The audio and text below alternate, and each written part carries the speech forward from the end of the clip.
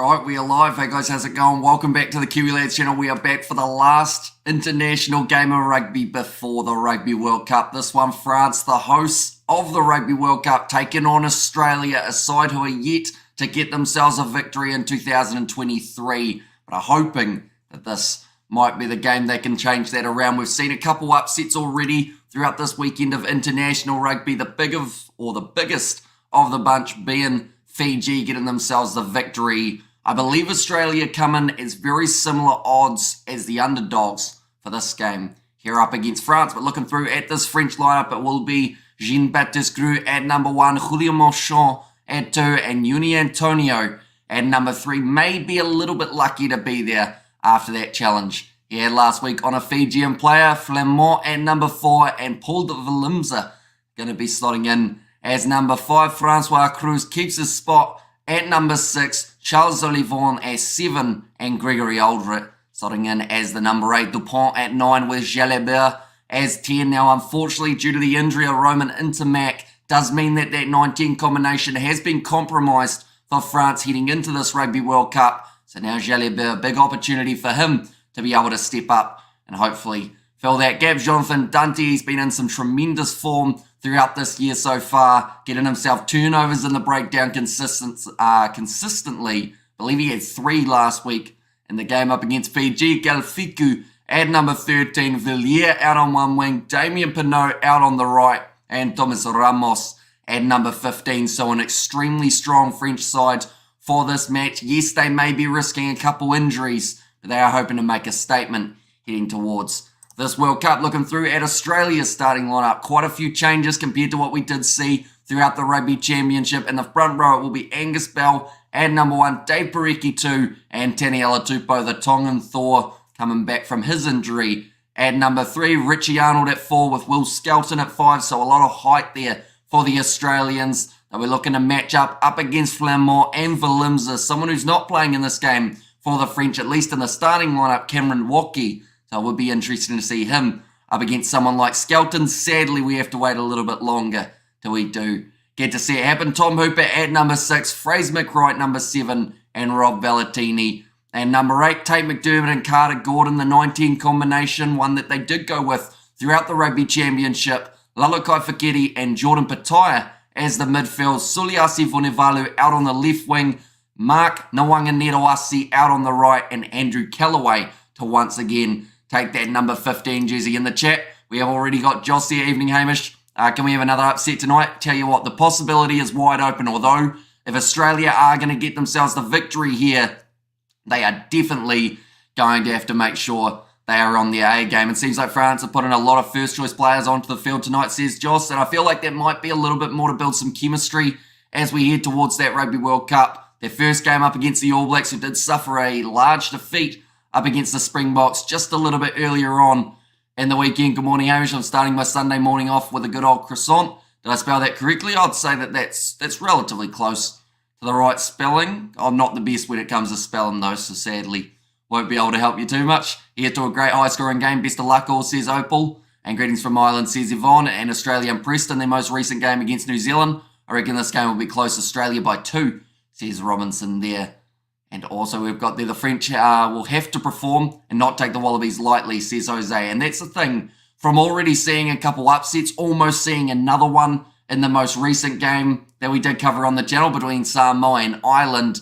It means that France, they cannot underestimate the Australians in this game, because I feel like this Australian backline is where they're really going to be able to find themselves some success. The problem is whether or not they can get it through the forwards and make those extra few meters along the way to help get them in the right direction. But looking through at the benches for these two sides, for the French, it will be Pieto Malvaka, Taufa Whanua, as well as Aldigri at number 18, Taufa Whanua at 19 as well, and then Cameron Woki at number 20, Burian at 21, Kuyu at 22, and Jaminet at number 23 for the Australians. It is a pretty inexperienced looking bench, you would say. Matt Faisler, Blake Scoop, as well as Zane Ungor, Matt Phillip, and Rob Leota alongside Langy Gleeson. So actually going with the 6-2 split for the Australians in this game. A little bit of a risky tactic, but you can understand why they would be doing it in a game where France have gone with their A side in terms of those forwards. Isaac finds Liliawasa coming off the bench as the replacement halfback, and Ben Donaldson, number 23. He can play fullback, could possibly slot into fly half if needed. So a bit of cover offered there for the Australians. We have got their France 31 to the 18. Says Jay Feeney and good luck Wallabies go and beat the mighty Les Bleus. Says Sheehan and Island squad out now. No Healy, Prendergast, Stockdale and Stewart. Says Joseph, I think Healy was expected that he was going to be missing out. Prendergast, some people might be a little bit surprised with, but it just shows the depth that they have got currently in that loose forward trio. So there'll be a lot of players who maybe just narrowly missed out, who could still make their way to that World Cup. It is just around the corner. Come on, Aussie. Says David in France, lucky to beat Australia C at home a few months ago. Says The Rock. And any news on Lomax, hope that cut on the knee heals on time, mate. Says Joss. Yeah, they've said few weeks minimum for Joss. I think Ian Foster said it was a sharp plastic sprig that sliced straight through the kneecap into the muscle as well. Bowden Barrett got a bit of a cut from a sharp plastic sprig as well. So I think Foster was saying he's going to be looking through, trying to work out whose boot it was, whether it was an All Black or whether it was a Springbok player. And yeah, hopefully avoid that heading into the World Cup. We don't really want to see people getting their faces cut open and whatnot, which could be a possibility if the sprigs are sharp and go to the southern hemisphere, says The Rock. And prediction, says Hirakesh, I believe, to be honest, the odds don't look a mile off in terms of France being heavy favourites with Australia being quite heavy underdogs. But the thing is, from this weekend, we've seen a lot of underdog stories almost come true, and in some cases, they have come true. So I'm going to say France win this game by about 10 points, but I hope it's a relatively close game. We have got there ready for the match, says Mr. Skits. It's getting there, almost. About 8 minutes away from this one. They are just having the national anthems. Last meeting was 30 points to 29 in favour of the French. That was on the 5th of November 2022. That game taking place in France as well. I really hope Australia make a move today, or that will be exposed as a house of cards. Realistically, I see the French team walking away with this. My 2 cents says Hangarat, and France by 5, says Sky Capital. And I read somewhere, got to go back to conventional boots and studs. Not a fan of the football blades, says Spider Mech. Oh, sorry, that was actually Joss Pike. Yeah, it's a good point because, I guess I'm not sure when the Lomax one happened. I think we'd have to watch the replay of that game. I haven't actually had a chance to watch any replays of any matches as of yet, mainly because we've been having the weirdest sleep schedule. We've been trying to sneak like 2 or 3 hours in every once in a while. I got an hour before this one, so I think I'm running off about an hour's sleep for 35 hours or something like that. So yeah, it's been a busy little time, but should be exciting. This is the last game that we have got of the weekend. After that, we're filming the podcast. That'll take us through to the morning. And then I'm thinking we'd get a few hours sleep and then back up, ready to go for work. And we have got there, if the French lose this afternoon, it's going to tell me that a team that wears a green shirt win the Rugby World Cup. Not that wears a black or blue shirt, says Mo. And come on, France, put those Aussies on the sword. And France haven't looked that good against Southern Hemisphere teams in the last 12 months, says The Rock. Although they're in that scenario of as long as they look all right in the important matches, they should be fine and they should go far in the Rugby World Cup. Definitely with a band at home, they'll be able to try and use that to their advantage. Psst, who needs sleep, says Billabro. Humans. But as we've found out from some of these live streams, I don't think I'm quite one of those. And no more than 3 points between these two sides in each of the last 5 matches, says Joseph. So yeah, it could be a relatively close one. I have a feeling with this French backline, though, they had moments up against Fiji, how they started to look like they were the France of old. Up against Australia, I don't think they'll quite be able to have that same rhythm as they did early on in the game up against Fiji. Although one benefit that they will have is I don't see Australia's 4-pack being as physical as the Fijians were, and they might be able to use that to their advantage. But looking through at France's Rugby World Cup games, it is going to be kicking off in 12 days' time, France versus New Zealand. That is a 7:15 a.m. kickoff for us here in New Zealand, and we will be covering that one on the channel. France versus Uruguay, their next game, followed by Namibia, and then a Six Nations rematch up against the Italians. That is in 40 days' time. For the Australians, they have got Georgia in their first game in 13 days' time. That will be a Sunday morning game here in New Zealand. Then they have got the Flying Fijians. That will be an absolutely awesome game to watch. Wales versus Australia then to follow without Dan Biggar, I should have mentioned, recently announcing his retirement just before the World Cup, also without Reece Webb, because he has been taking some of the juice. And then Portugal, the final game they have got of their Rugby World Cup campaign. There's some exciting stuff coming up for the rugby world. We will be covering all of it on the channel. These are Australia's most recent fixtures. They have a close series up against New Zealand. Definitely for that second game, they were able to go very nicely. New Zealand making the comeback victory, 23 points to 20, having a close game with Argentina, but they did lose on Australian soil. But I would say that through all of these games that we've seen throughout this year for Australia, they have actually improved after each and every one. So I hope that that is going to be the case in this game as well for the Australians. Managed to get themselves at least a decent showing here just before the Rugby World Cup. France's most recent fixture up against the Fijians. They were able to win at 34 points to 17. Close game with Scotland twice, one of which was a loss. And then back in the Six Nations, they were showing a lot of promise heading towards this Rugby World Cup competition. And they'll be hoping to pick up from where they left off there. But in the chat, we have also got, I hope, to Barrack I have to Barrack for Australia, says Real Peter. And Kiwi lads, us Southern Hemisphere boys need to back each other, says David. And also we have their Biggar is retiring after World Cup. No, says Joseph. I heard someone say that it was a abrupt retirement. And Biggar is on the bench for the 2023 World Cup, says Robinson. And hi Hamish, says Sean. And also it wouldn't surprise me if Australia won, says The Rock. In there as well, hoping for a good opening running or a good open running game here, says Calmac. And there as well. And France win, Australia's bad, says Leon. And who are there, or are there any players to watch for France? I'm a Bok fan, but I would want to see France win this one, says Mr. Skits. Well, looking through at their starting side once again, to be honest, you could probably name at least 10 out of these 15 players. Damien Bonneau, watch out for him. I feel he has got a very good chance of being one of the leading try scorers throughout this Rugby World Cup 2023. Jonathan Dante with his turnover work and the breakdown, managing to get it 3 times up against Fiji last week. Also offers that crash ball, one of the best 12s going in World Rugby today. Antoine Dupont, of course, we know to watch out for him. Gregory Aldred at 8. He was relatively quiet last week, but when he is on song, he can certainly make a big impact. Charles Olivon also in that same boat, and Julien Marchand at number 2. The rolling maul may be relatively strong for France if they can get it going early. It's somewhere that Australia will want to make sure they don't show any weaknesses. But for the Australians, if we're looking out for players in their lineup, Fraser McWright, great in the breakdown, getting a few steals. Mark Nwanga-Netawasi, he has been one of the standouts throughout 2023. Callaway at 15, I feel, will be a safe option at the back for them. Although defensively, if he is outnumbered, that is where France will try and make the big impact, having him maybe 2-on-1, 3-on-1, and that is going to be more reliant on that midfield, Jordan Petaia and Lalakai Fekete, to try and stop that from being a possibility. We have got Australia's going to win and retired suddenly, says RJJ, and also we're there, France win, Australia bad, says Landon. Will be interesting where Australia stand against probably best running side, says Jay Feeney. Australia are poor and have been for years, says yesterday.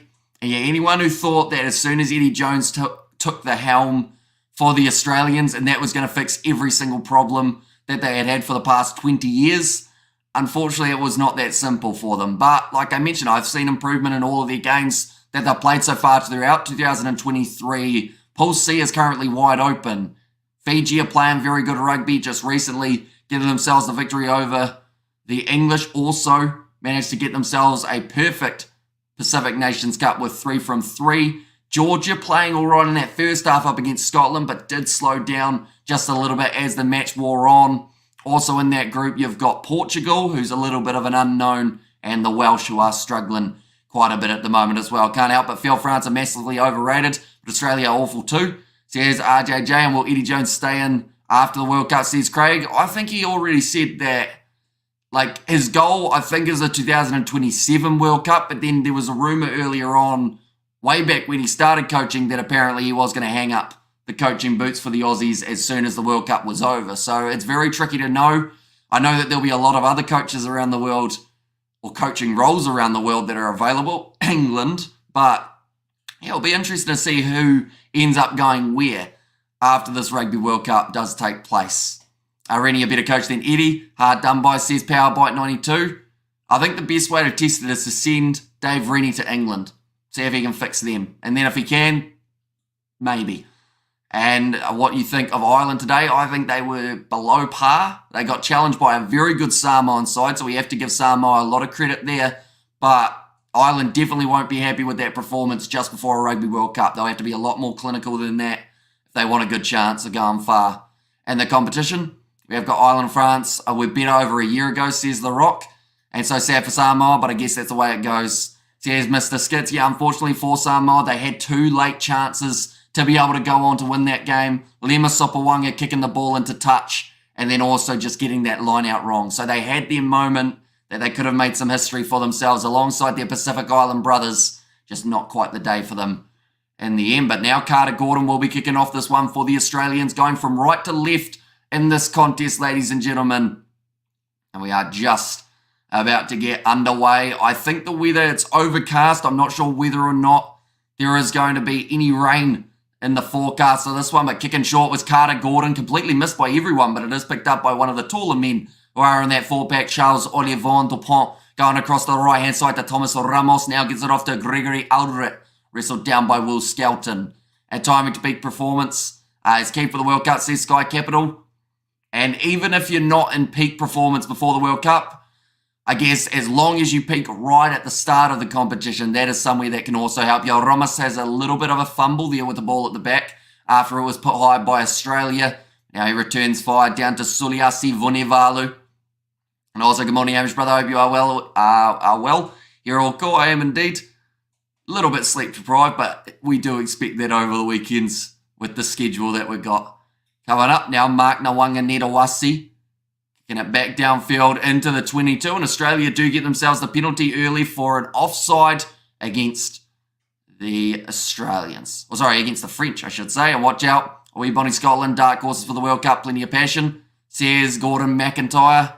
And yeah, I think one thing for Scotland that they will take away from that game up against Georgia is they just weren't able to make the most of their opportunities early on in that game, because I think it was about 6-0 or 6-3 or 6-5 or something like that going into halftime, which was nowhere near where Scotland wanted to be. But in that second half, they just opened the floodgates, which was massively beneficial for them. And hi, Hamish, right and all. And just made a bang on. Says Kernowick, and good afternoon from a humid Sunday afternoon here, sipping a glass of Kylie Rose. Says Fleshin. See, I don't really know my alcohols or wines that well. I assume Kylie, it would be a wine, wouldn't it? Maybe. Rose is normally something to do with a wine. Is it a red wine or a white wine? Rose would make me think red, but probably different. You look a bit tired, mate. Strong coffee will help, says Beauty V. Although, as some of you guys will know, I've never had coffee in my life. So, yeah, I don't know what would happen. I'll probably end up bouncing off the walls. Carter Gordon has missed that one away to the left-hand side, so it will keep the score after 2 minutes sitting at 0-0. And also, I should mention, now there is rain. That is falling. The rain won't help the Aussie, says Kalmick. And Australia got nothing to lose, go for it, says Gerhard. And there as well. Yeah, early kicked, missed by Carter Gordon. He'll be disappointed. And also we have got there, Scotland doesn't have enough good South African players to win the World Cup, says Mo. Interesting. Now, nice run forward from Rob Bellatini. Tate McDermott going off now to Will Skelton. Good low tackle made on him by Jean-Baptiste Grue. Back into the pocket again. Looks like Jordan Pataya slinging it across to Andrew Callaway, who's joining up in the line. Lalakai Faketi now trying to go around the tackle attempt of Galfiku. Australia moving into the half of France. Not just France, Mo. Over France might just win, says Kerno. Big run four from Angus Bell. Now, Australia, unfortunately, have had quite a few injuries in that propping department, whether it is James Slipper. I know that Taniela Tupou had a little bit of an injury. As well, what bet should I do, says John? None, because gambling is bad for you. But now, nice run four from Rob Bellatini. Moving 20 metres out from the line. McDermott goes off to Tong and Thor. Taniela Tupou tried to run over the top of Charles Olivon. Almost ended up giving away the penalty for not rolling away in time. I should mention Luke Pearce going to be the man in charge of the whistle for this game. McDermott, short ball up to Rob Bellatini. Another nice carry. We can hear the French crowd starting to get behind their side, but Australia, after 11 phases, looking pretty good with ball in hand throughout the first 4 minutes of this contest. Will Skelton now breaking round. Jonathan Dante calling for extra numbers on the right-hand side. Carter Gordon wrestled down by Paul Willemse. Now Tate McDermott again. And it off to Angus Bell, and the penalty does go the way of France. Good defence from 10 metres out from their line. We have got there Hamish brother, our journey to New Zealand is getting closer, mate, says BDV. I know that you were mentioning about it last year, how you were looking ahead. It was into the North Island somewhere, wasn't it? Is that still your designated location? And Australia only got one fly half for the World Cup, says Luke. I mean, Ben Donaldson is a fly half that they might end up using as well as Carter Gordon, so I don't think it's completely doom and gloom for them. Quade Cooper also had a bit of an injury, so I believe that that was also a reason why they left it out, or left him out. I know that he doesn't see it that way. He felt that he was match fit while he was limping around the park. It's just going to be the penalty. Player leaving the feet for the Australians. We have got there, Mr. Kiwi Lad. Let me know if you think France wins by 14.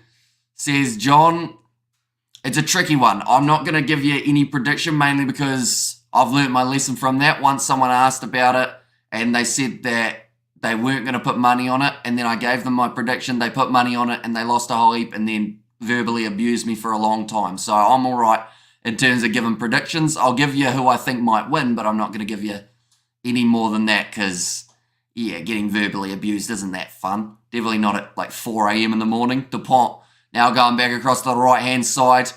Now off to Jonathan Dante. Nice low tackle made on him by Lalakai Faketi. Now Dupont offloading the ball up quite nicely for Julien Monchon. Now back across to the right-hand side. One more quick hands out to Damien Pinot, the man who I mentioned could end up being the leading try scorer in the Rugby World Cup, or at least one of the good options. Villiers. Believe there's going to be a penalty now in favour of the French that is due to maybe Taniela Tupou taking him out. It's your own fault if you bet on losers yesterday and France main 10 still out for the World Cup. He certainly is. So no shot or no chance of Intermac coming back. You're right, brother. Going to make never to come and meet you, says Birdie V. Yeah, Taniela Tupou. This might have been a bit dirty from the big Tongan Thor. He's hit him around the back of the head, almost put him in a bulldog choke. That is a rare choke that we see in the UFC, and Taniela Tupou just decided he'd try it out, and I believe this is going to be probably at least a penalty, if not a yellow card here.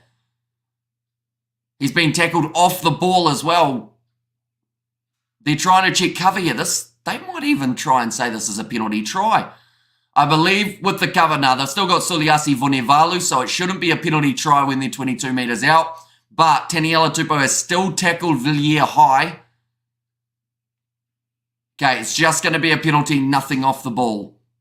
And I've said, just read on the South Africa Rugby magazine that it was Damien Willemse's boots that are responsible for the cut on Lomax. Do you know if it was also his boots that were responsible for Beauden Barrett's cut as well, Joss, or just the one on Lomax? But yeah, like when you look at Lomax's knee and the fact that it cut through to the muscle, like that's very concerning. The fact that a player's boot is going to be able to do that throughout the Rugby World Cup and could cause some serious damage, I think they've got to look at that. And yeah, Joss, those sprigs are used by the sprinters. I think they should be banned, says Kernovec. Do the 4-pack use them or just their backline out of curiosity? Now Dupont, flat ball to Jonathan Dante. He's flown over the line with a spin. And that will be the first try of the match for Les Bleus after only the 6.5 minutes. And it's really been their first opportunity inside of the 22 other than when that penalty was given. Samoa almost got one over Ireland, says Luke.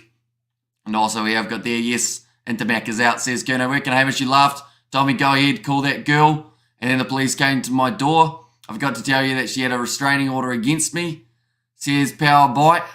Which girl was that, Power Bite? Is that yesterday or sometime way in the past? You have to let me know. I know I had an interesting message today about someone putting a bomb in my mailbox. That was fun. Perks of being a YouTuber. Nice work from Jonathan Dante, though, to be able to cross the try line. 7 minutes into this game, and it's going to be Thomas Ramos in charge of kicking this one. And floodgates going to open now, says Kalmack. The article only speaks of Lomax. He was wearing the blades. And as Lomax tried to tackle Valimza, only some backline players as far as I know, says Joss Pike. And also the try for the Wallabies, says Blues Nate. Not quite try conceded, but hopefully this game gets back to square relatively quickly. That is a good kick from Thomas Ramos now, straight down the middle. And that will make the score 7-0 after the 8 minutes. Jonathan Dante just using that power to break through the tackle attempt of not just Carter Gordon, but also with their momentum going over the try line ahead of Mark Ngawanganitawasi. What's your favourite place in New Zealand to go to? The supermarket. I've fell in love with going recently, definitely with the self-serve. It's fantastic. I know that's not what you meant though. At this stage, I haven't really been too many places in New Zealand. To be honest, just anywhere outdoors. It's just a nice break from doing the editing and whatnot. Aussie, says Peter. And I from South Africa, says Rudy. And also, wait, what? A blonde in the mailbox or mail order, says Blues Nate. Nah, just a message about someone saying that they were going to put a explosive in my mailbox. That's charged down by Will Skelton. 10 metres out from the line now. France will have themselves a 22 dropout. How do I quit my addition to debating to hentai, says John. Well, the best way to do it is to just pretty much block everything in terms of where you can watch it. Just cancel all your subscriptions, close your tabs, and then just go cold turkey, I'd say. I can't speak from experience in that department, though. I wonder if I'm addicted to rugby, because I stay up to a lot of weird hours watching rugby. Now kick downfield from it was Jalabert. Get a pet squirrel to keep the nuts away. And all is good, my bro. Big party last night. How about you? Same, but it's goods. And also France 39 and Skippy 9. Says Peter. Nicely taken there. The right-hand side now. They are going to be driving up to the 22. In fact, sorry, the halfway line for the Australians through games. That's crazy. Says Blues Nate. Yeah, someone was very unhappy that I wasn't able to show the game. Have you seen a shot of Eddie Jones? Does he look cocky? Says, we haven't really seen any of Eddie Jones as of yet, only in the changing rooms, but there he looked determined. And now Damien Pinot opening up the space on this left-hand side, looking to put the grubber in behind. He's been pushed over by Suliasi Vunivalu, but once again, France end up getting themselves slightly offside. And she's a really lovely girl. Had her name tattooed all over my face, which some of the guys in prison joked about. Joking, by the way, says Power Bite. Which way does your toilet swirl? Right to left, I think, or clockwise, maybe? Is it clockwise here in New Zealand? I think it is, but it's different to the Northern Hemisphere, isn't it? I agree on the boot issue. Valimza should just change them, and they should not be allowed get some raw veg in that body, Hamish. Yes, you're an addict, and so are we. Says Francois. Yeah, Damien Pinot. Yep, a little bit of offside work from Jonathan Dante inside, or just a little bit ahead of the kicker. And also, yes, he can recognise the signs of addiction. Says Rudy. Now going to be marching their way forward for Australia in this rolling maul, only sitting 10 metres out from the line. Dave Parecki moving within a few extra. Around the side now, it's going to be another advantage. I believe that is for Julio Marchand being slightly offside. Australia in a very good position on the field now with Suliasi Vunivalu, the Reds winger, getting that opportunity. And that is rather than Marika Korombeti. Will Skelton's hands have let him down. He's dropped the ball. We have got there, well bloke. Get a job. So you watch every rugby games. Where was I? Getting drunk, says Blues Nate. And also we have got there. Let's bring Borthwick into the conversation. And send everyone to sleep, says Fleshin. And while it's upside down from South Africa, come on Aussies, says Francois. You are a good dude sharing your commentary with us. On earth would hate or the bombs, says Nazi Williams. Yeah, not ideal, I guess. Now sitting 10 metres out from the line, Dave Parecki, another throw-in for the Wallabies. And if they can score now, would certainly help them in the long run, definitely because Australia, another advantage in their favour. I was about to say France's discipline near their own line has been a little bit letting them down so far. Now nice backline movement. Carter Gordon goes out wide, slinging past the Magna Wanganitawasi, who will look for the corner. Jonathan Dante tries to catch him, but he doesn't. And the Wallabies in for their first try of the match, leaving a massive acre of space out wide for Magna Wanganitawasi to be able to run into, the flying winger for the Waratahs. And power says Nazi Williams and Chirma Bro. Solid AB's the front line, and the article says some New Zealand sites are saying that Lomax fell awkwardly and his own studs cut him. Not sure how that could happen. Hopefully they sort whatever it was doing, whatever it's doing, they're cutting out soon. Says Joss Pike. And also try, says Jobo. So yeah, very good try for the Australians. Great wide cutout pass from Andrew Callaway. Mark Nawanganitawasi. Pinot was caught off the wing. Jonathan Dante was flying across like a freight train trying to cut him off. He wasn't quite able to. And now Carter Gordon has got the chance to make it 7 each in this game. And 52 likes. Smash that like button if you haven't already, says Birdie V. And England officially second tier, says Power By. And up the Aussie try, says Blues Nate. And Carter Gordon, that one just again has a bit of a left-hand tail on it. Keeps the score at 7 points to 5. Wallabies without a reliable kicker, says RJJ. Unfortunately, though, they have been that way for more than just this year of rugby. My boy Nawanganitawasi did me wonders in Super Rugby Fantasy, says Jobo. And also we have good there, will be so good. See England out of the top 10, says yesterday. Although, to be fair, not for the England point, but for that point about Australia's reliable kicker, that is exactly what people were saying about Marnie Libok last week, and now everyone is happy to see him. Well, not everyone. There are still people being negative about him, but at the end of the day, you know, all you need is one good game with the kicking tee, because Libok was sitting about 20% in his last contest, and everyone was saying, nah, sack him. Don't have him there. We don't want him for the World Cup. And now after his performance in the last game, everyone's like, yep, he'll do. We'll want him. He's a great kicker. But I think the work that he does off the goal kicking tee is also what helps him keep that fly half position for now. Your fingers wobblies, Al, says Blues Nate, and also hits back, says Robinson there. Now it is going to be the scrum from inside of the Australian 22. Just a little bit of a handling error there for Australia.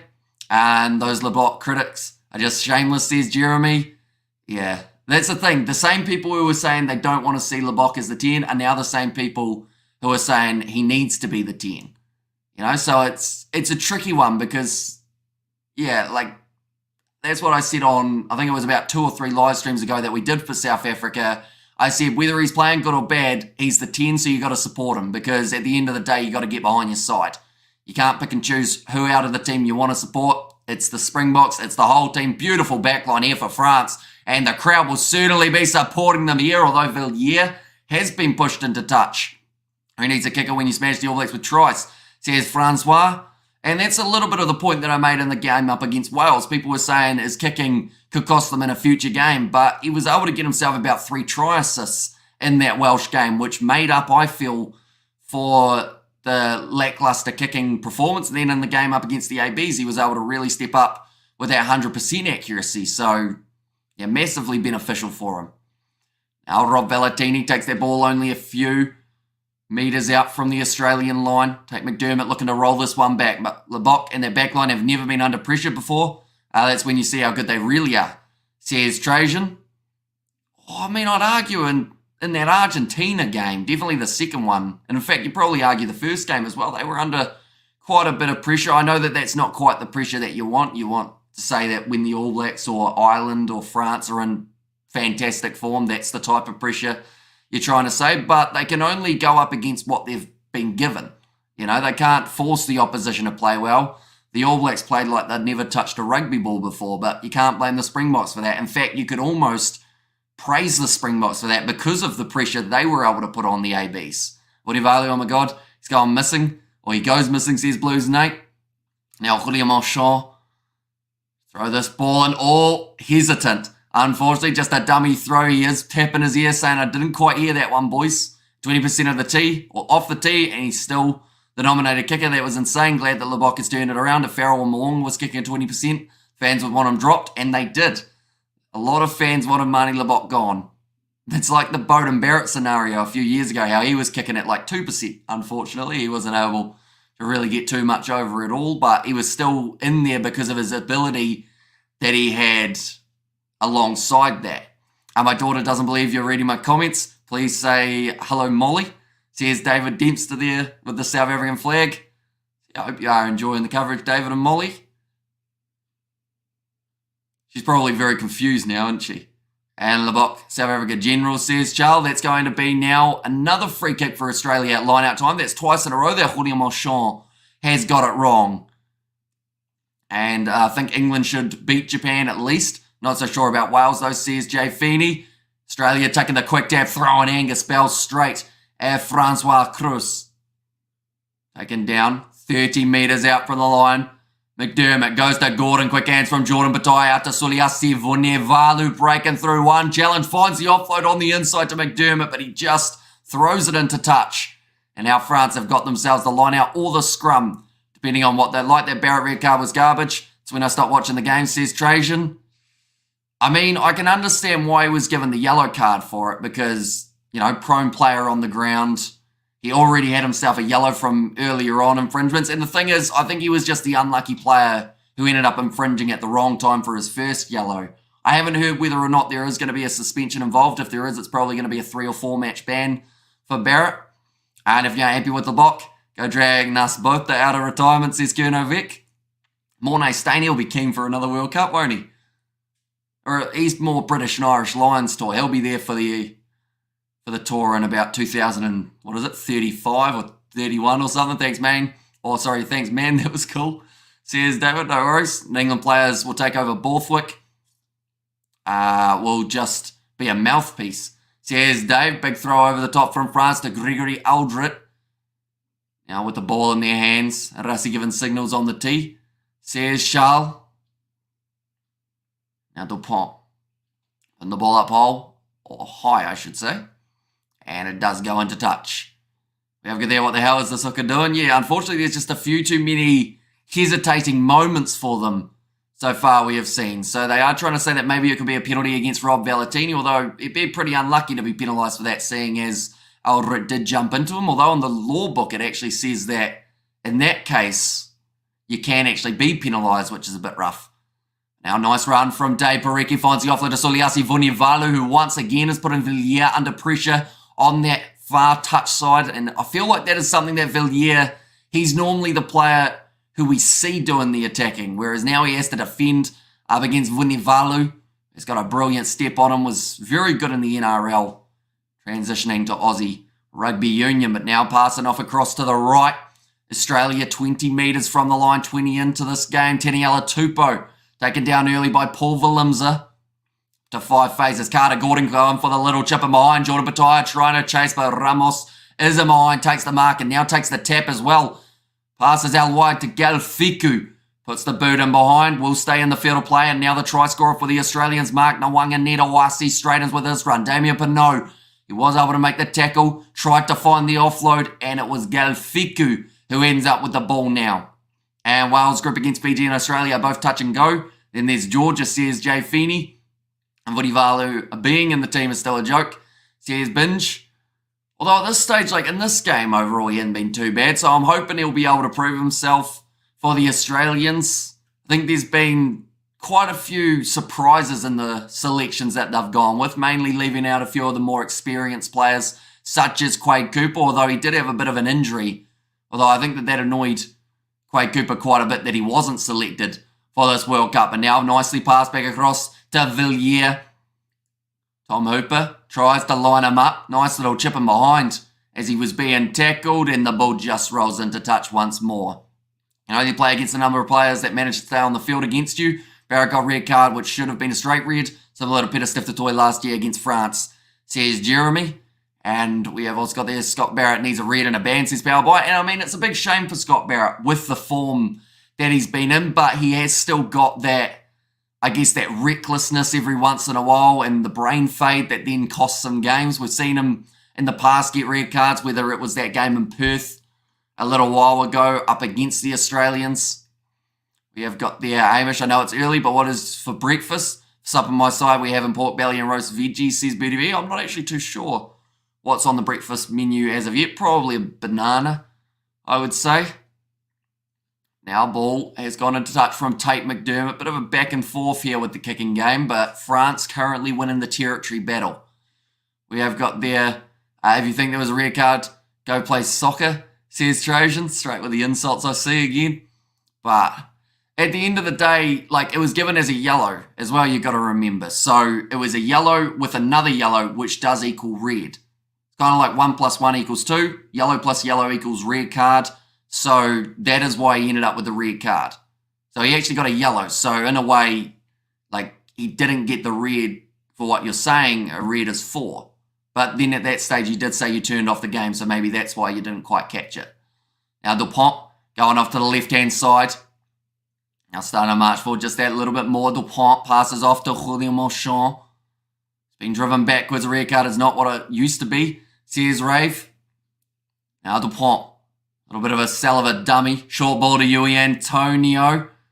And Aldrit has to pick it up. Tackled by Tate McDermott, although the post-contact meters that France are making currently are giving them a very handy chance of getting just that little bit closer to the goal line. 65% of possession for Australia, says Calmac, but certainly not 65% of the territory.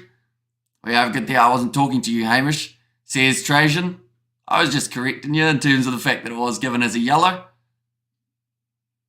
That's going to be the high tackle. We have got there Trajan Salty AB's Kiwi, says Darren. Good to buy stocking and bananas, says Robert. And anyway, New Zealand Warriors looking good, says Blues Nate. I'm worried I'm going to jinx them because I think we are going to cover some of their games in the near future, in their playoff games. But yeah, I'm worried that if we do, that's going to be the game that they end up losing.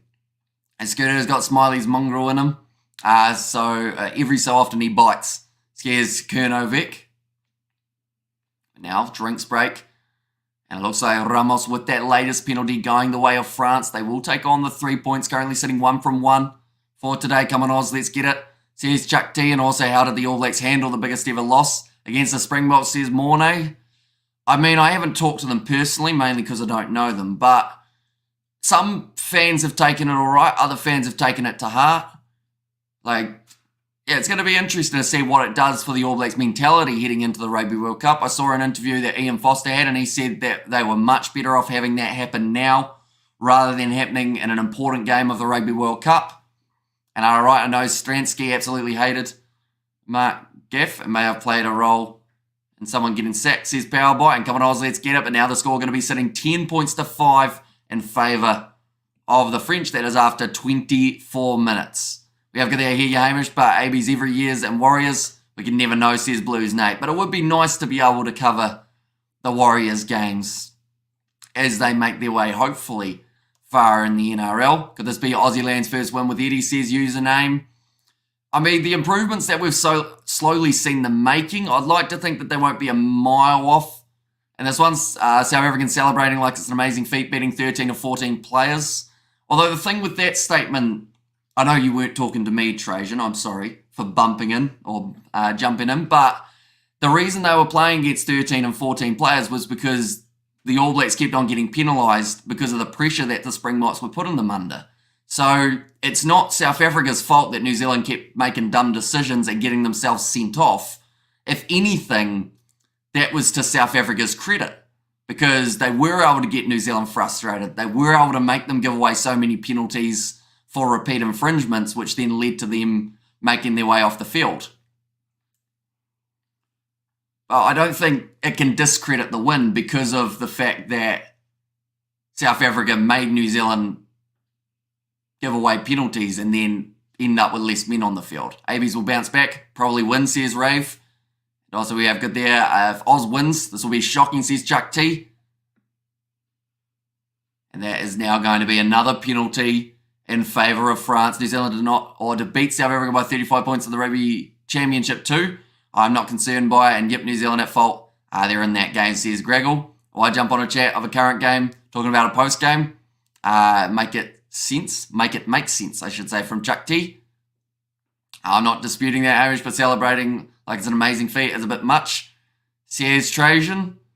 Although it's still, in the history books, I always talk about the history books. Because in 2 years' time or 1 year's time, when people see the biggest winning margin that the All Blacks have ever lost by, or the biggest defeat margin, they won't see the red cards, they'll just see the score.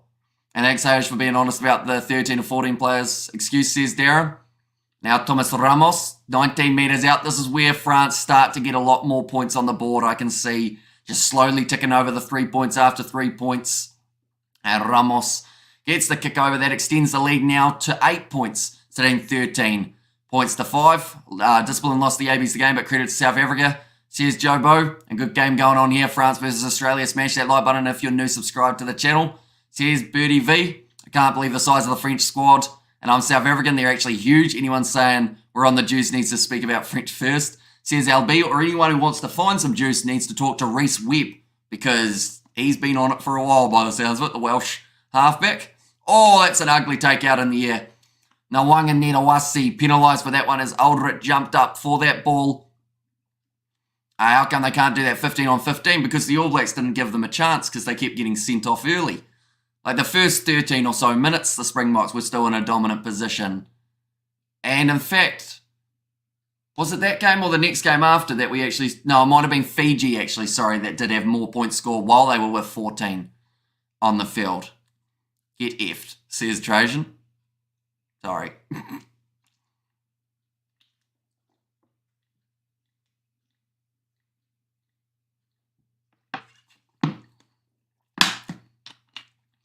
Gregory Aldrit just taken out from Mark Nawanga-Netawasi. Was that a yellow card? It did not end up being a yellow card, as they did say he was still slightly contesting for the ball. We have got there Hamish, bro. Did Scott Barrett's second yellow get upgraded to a red? So it wasn't upgraded to a red because it already kind of counted as the second red. So it's a weird scenario, but in a way, I don't think they gave it as a red card for that challenge, which means he may not actually end up with a suspension, which I think would frustrate a lot of people with some of the suspensions we have seen recently. Sounds like Trajan is on the juice. Says Joss, does the French prefer playing as opposed to not playing? Again, not talking to you, Hamish, talking to that other clown, says Trajan.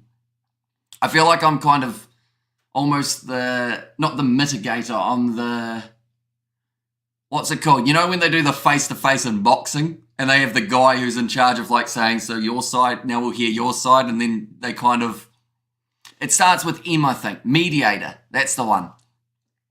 Now it is going to be another rolling ball chance for the Australians, but the knock-on the ground. That's always been a terrible argument. You can't beat us when you have 15. Don't get cards then, says username, Mediator. Says Maurice. Yeah, it's just Tom Hooper. I think it slipped out of his hand. Now France have got themselves another scrum. We have got the heck is going on with the chat's discipline, says Powerbot. I think it's because we've seen 2 early tries in this game, and then now they've been relatively even, so everyone's either waiting for another try, so they're like, hey, we might as well have a bit of a chat beforehand, or hopefully 10 minutes remaining, we are going to see another try in this first half, just to make it interesting. An Australian try here might just add a bit more tension to this game. France currently with the line out, with the scrum feed about 18 metres out from their try line. We have got there, I'm going to turn on the Amazon Prime and watch out the France versus Aussie game. Says Greggle, do you have TAB? Because they actually have the games for free on there for these internationals. So I'd recommend checking out that if you don't have, I assume you already have an Amazon Prime account though, so that's all right. But anyone in New Zealand who wants to watch this game, great run from Andrew Callaway, up to 40 metres out from the line. Now McDermott off to the right-hand side to Suliasi Vunivalu, manages to step through the tackle attempt of Gregory Aldrit, but loses his footing in the end. We have got their W ad during live stream. Makes me sick, says Birdie V. That's the thing, YouTube, I don't know when it happened. I think it's been talked about this weekend. I don't know whether it was last weekend. Check it out, TAB, not heard of it. Although it's only in New Zealand. It's actually a gambling site, so don't sign up for it if you haven't already got an account. But yeah, YouTube must have changed something, that now there are ads midway through a live stream, and I don't actually know when it came in or how to fix it, but I'll have to look into it, I think. because we've had a few people who have said that they've got ads during live streams in the last little while. And go on, Oz, says Chuck T. Always good to catch up with you. Well done on keeping it up. And out for now. I left early in the AB's game, says Greggle. And it's Madness Mate, says Birdie V. Because I guess the reason they've got those midway ads might end up being... I assume their logic for it is so that live streams are more financially beneficial. Maybe for content creators rather than just having an ad at the start and an ad at the end. But yeah, it's one of those ones that I feel like if it's going to frustrate you guys, I'll have to find a way to turn it off, even if it means that I don't get paid as much for the streams. But as you know, it all goes into the live streams anyway, so it's a bit of a double-edged one, isn't it? We have got a £5 super sticker from Kerr. It might end up being the hippo. I haven't been able to see it just yet. But we'll go here and we'll click this. 2 yellows as well, says Gary Smith. In there. One moment. I'm all for watching ads, only if it benefits you, says Bulla Bro. I assume that it would if they've added them midway through live streams. But yeah, I don't actually know when it came in. We got the hype hippo, and I did actually wear it for you, Kerr. Got a little hippo there as well. There he goes. You're a very happy bloke. In fact, what face is that from the donations ones? Because I know that the hype hippo's got his eyes closed going like that. So which one is it that has that face? Do let me know. I get ads during the live streams. I just assumed that you're making an extra $1 for the ads. Happy if you're benefiting, my mate. Says Joss there. Now Australia, they have got themselves another kickable 3. Carter Gordon, he is sitting 0 from 2 at the moment though. So maybe I shouldn't say a kickable 3 because there's still a chance that this one does miss. It's 44 metres out from the line. We have got the ads from my personal hippo collection, says Kerr, and you've certainly got a large hippo collection. He's missed again, Carter Gordon. That's 8 points that could have meant that the score was at 13-13. Hamish, you're a legend, brother. 4:22 in the morning. New Zealand, my side at 6:22. Top stuff, brother. Says Birdie V. Yeah, I've had a few times throughout this live stream that sentences have been very tricky to be able to use. But that's just because I'm running off like 2 hours sleep for the last 2 days. Carter Gordon having to wait for that one to stop bobbling around. Bobbling's a fun word. I might be sleep deprived. Jalabert now going for the kick. Oh, Novus. He's landed hard. And it's actually going to be Tate McDermott for obstruction. Ends up penalised. And he actually took out his teammate Andrew Callaway. We have got there... And the chat love the commentary, well done, says Gary Smith. And also, what the hell is up with the kicking, Oz? And also, we've got there, Gordon doesn't goal kick in Super Rugby. So why is he kicking for the Wallabies? Says Jobo, does he not kick for the Melbourne Rebels? I feel like him and Reece Hodge kind of swap between each other, don't they? But I guess because we've seen quite a bit of Hodge missing, maybe that's why we've seen more of Carter Gordon with the kicking tee. But yeah, a little bit of blocking from Tate McDermott. The worst thing is he ended up winding his teammate in the process, still trying to get my live unlocked. It's messing with me, says Binge the Republic. And also we're there in the chat. Let's go Aussie, says Blues Nate. Now Ramos, he'll be lining up the 3. That's the big difference between these two sides though. Anytime Ramos has lined up a kick, he's got it over, and that has kept the points ticking over for France. Whereas for Australia, they're just a little bit slower getting those points. 3 from 3 for Ramos, 0 from 3 for Carter Gordon. 15 seconds remaining for Ramos to be able to take the kick. We'll be able to take it in time.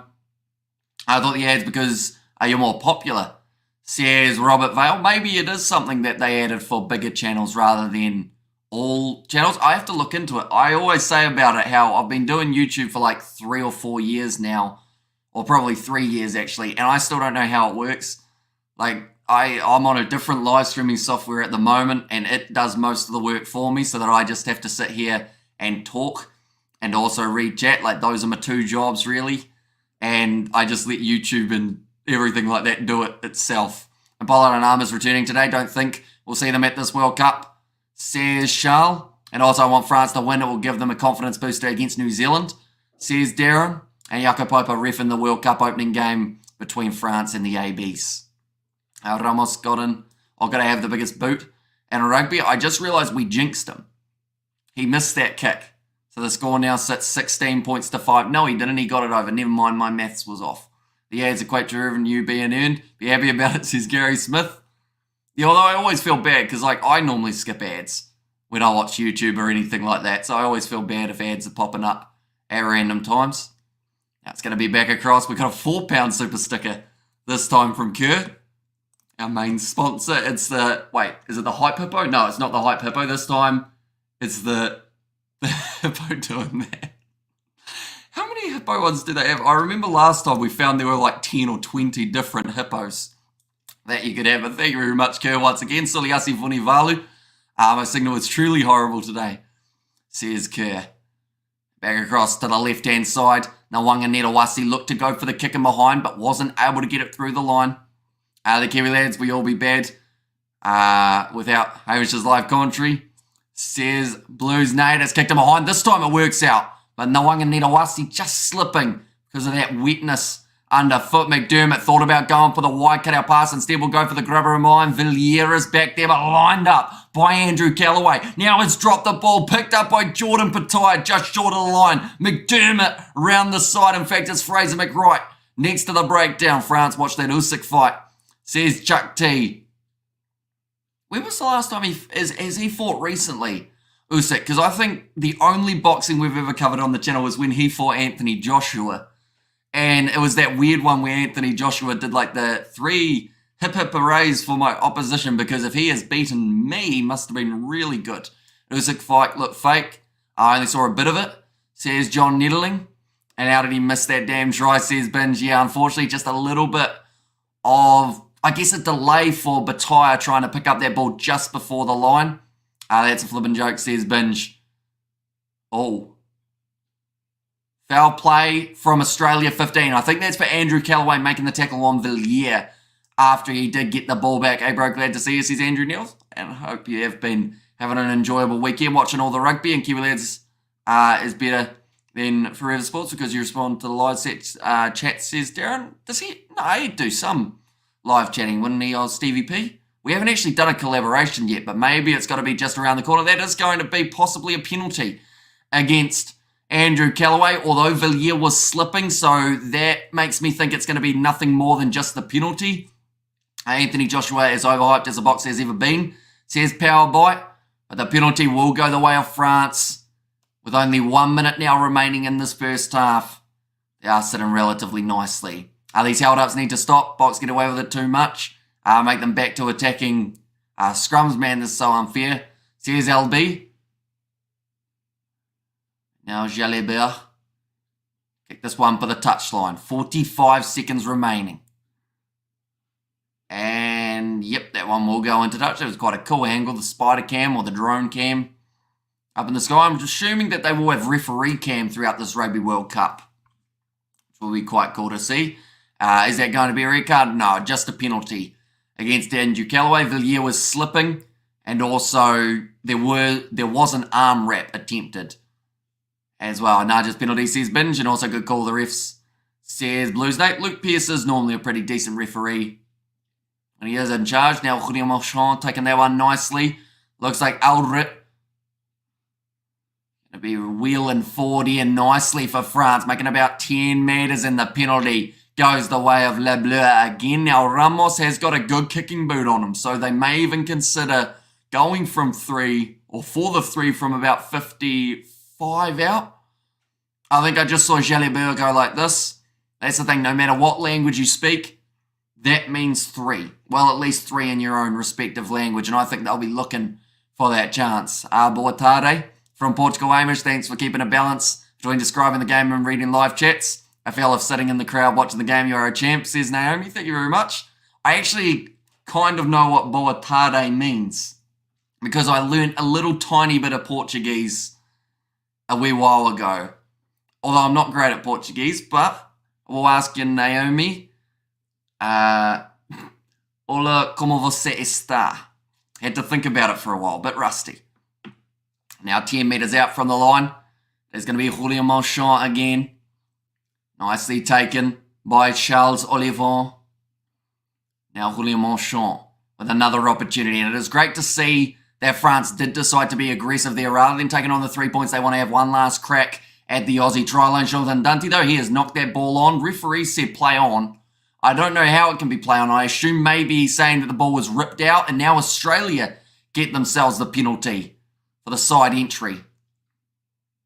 Looked like Nwanga Nedawasi was considering a quick tap here, but it's not going to be the case. Instead, Carter Gordon will be kicking this one for the touchline. Thanks, Hamish. Great commentary, says Bert. Thank you very much, mate. And good afternoon, says Naomi. And Villiers will be pronounced Villiers. Just putting my French degree to work, says the Big V8 show.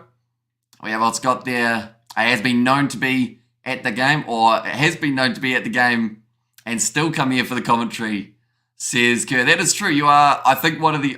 Oh, no, we've had a couple now, believe it or not, that have actually been watching from the stands. But that was for Ireland versus... Ireland. Was it Ireland, Scotland that was happening for, or was it a different game? Was that actually last November, Kerr? Surely not. Must have been the Six Nations, I think. A man France's size will beat every team, I think. Way too much power, says LB. A great commentary, Hamish. Thanks for your honest and objectivity. You should be on the telly, says the conversation station. It's going to be a not straight line out from the Australians, which now means that it is not halftime as of yet, because we still have the French scrum to witness. And if they get themselves a penalty advantage, I wonder whether or not they would consider actually going for that corner again, just to put on that little bit of extra pressure. Currently leading by 11 points. The referee cam here of Luke Pearce. A European, that's true. It was Leinster, wasn't it? I knew it was something that game actually, now I think about it. That game didn't quite go the way that we thought it would, to be honest. Started well. Can you smell the rock is cooking? Says the rock. Not at this stage, no. Might be a bit far. What are you cooking, the rock? Do let me know. I wonder what the rock does cook. I feel like he doesn't really cook much. He probably has people like chefs cooking for him now, but I feel like a lot of protein. And then the cheat day, I think he eats like 5,000 calories. This is all useless information that you probably didn't need to know. Wait, why didn't the free kick end the half, says LB? Because of it being a not straight line out, it doesn't end the half, or else then teams who are in the lead would just biff it to the side, have it not straight, and then close out the game. So that is a little bit of the reasoning behind that. And no injuries, please. We want a full strength side to play the ABs at the opening game, says Blues Nate.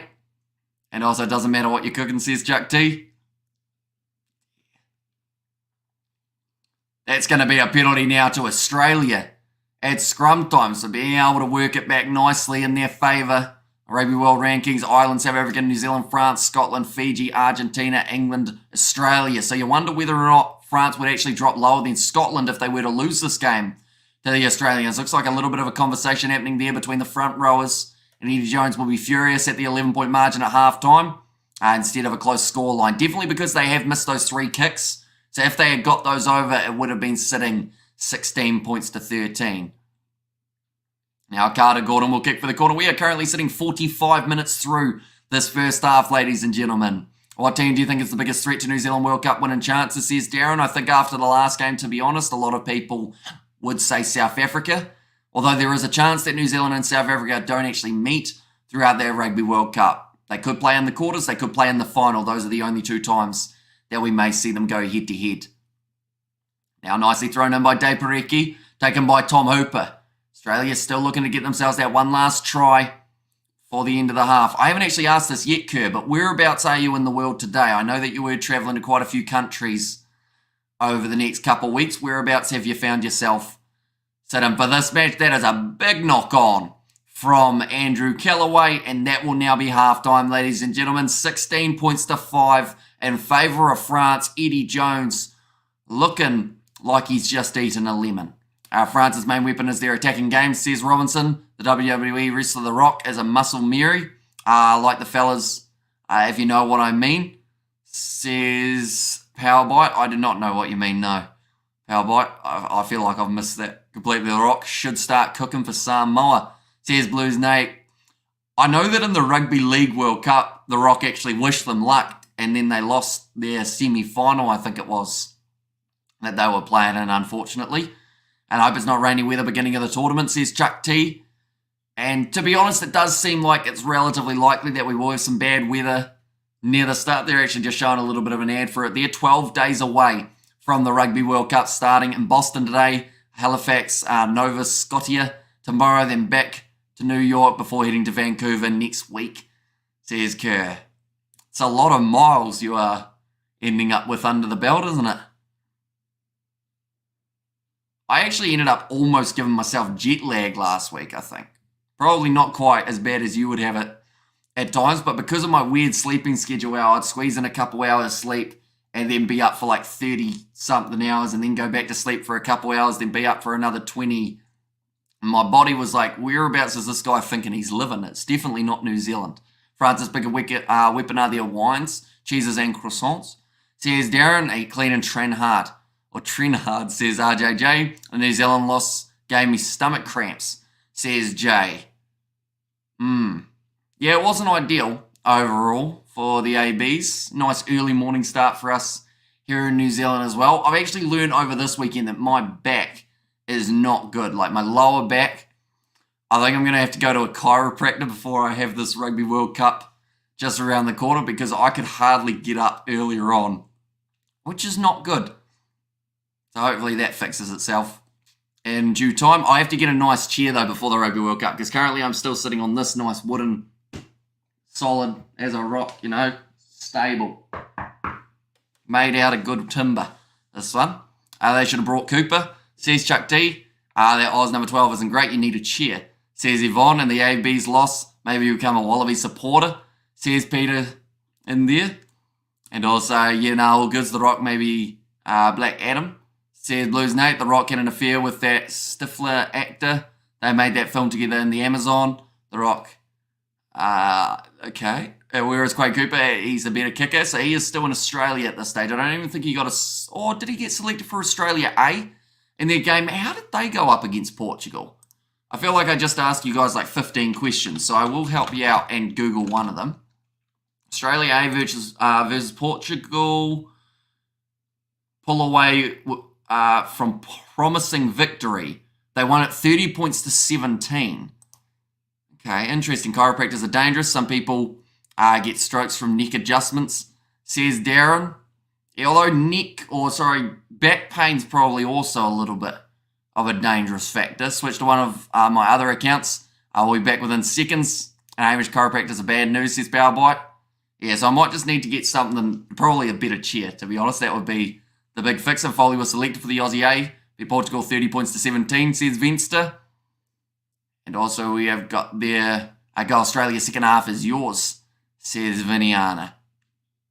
And Nova Scotia, it's pronounced Nova Scotia. I said Scotia, didn't I? I think. And don't go to the chiropractor, go to a physio. Sorry, I may have actually meant the physio. Because here we have a physio. I don't think we have a chiropractor. Is it legal to have rugby union? I thought it was outlawed. Half the Kiwis would be banned, says Peter. It's completely fine. That's why you have a sore back, mate, says Bevan. From the chair, I assume that is. Pilates is the answer. Pilates will sort out your back, says Powerbite. Aussie chucked 15 points, 1 conversion, 3 penalties. And over the line held up, says Democracy. And there as well. Hit that like button and subscribe to get Shaky a cheer. Although it was supposed to be Hammy, but I like Shaky. I feel like that's a good nickname for myself. But yeah, Australia getting themselves the victory. Tom Wright playing in that game. So there's a few guys in that team that might find themselves making their way into the Aussie side if there are injuries around. We'll still follow you when you're in traction, says GB. Now second half just around the corner. We should update the score so that it does. There we go. We got half time on there. So we have seen 2 tries scored throughout this game. One early on for France being scored. And then also alongside that, we did see Mark Nwanganita-Wasi get himself the try. I feel bad, but who scored for France? It was Jonathan Dunty, wasn't it? He was able to spin out of that challenge and then get over the try line. Definitely go to a physio. They actually do 4 years of study. Chiropractors just stick a paper on their wall, says LB.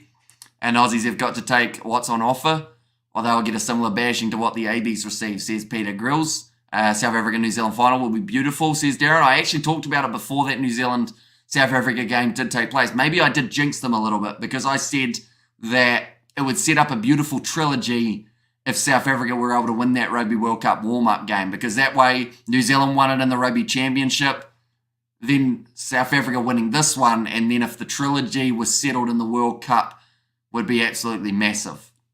Aussies have got to take what's on offer, says Peter Grills, and also we should do 2 teams, North versus South, says Charles. We actually did that in New Zealand. There was a North versus South game. It was actually an absolutely awesome game, and I'm so sad that they haven't done that again in the last little while. I should mention about New Zealand Rugby just for now. Bunnings NPC competition.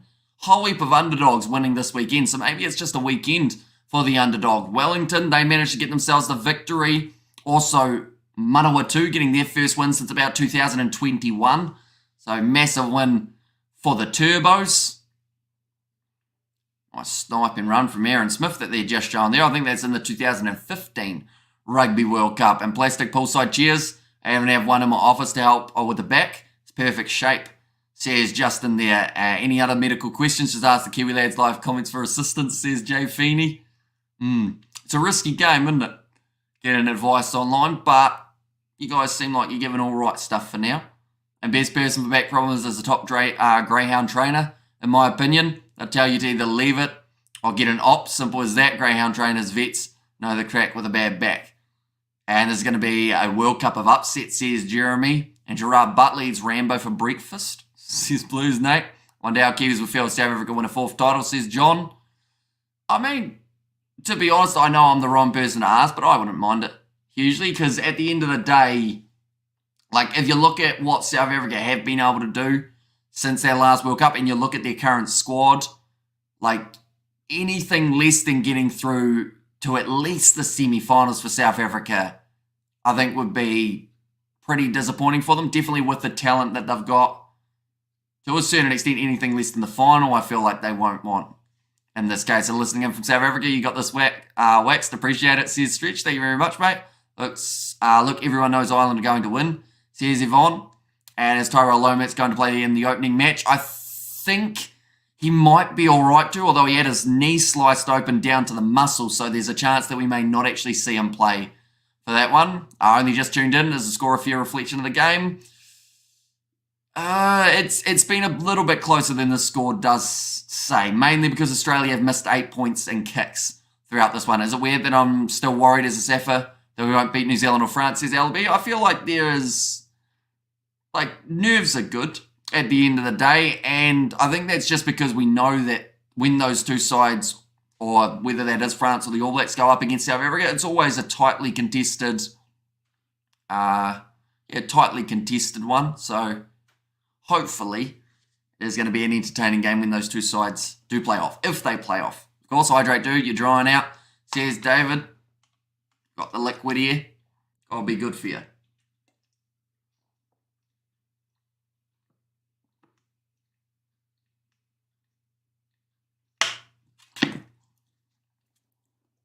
Yeah, I've got there.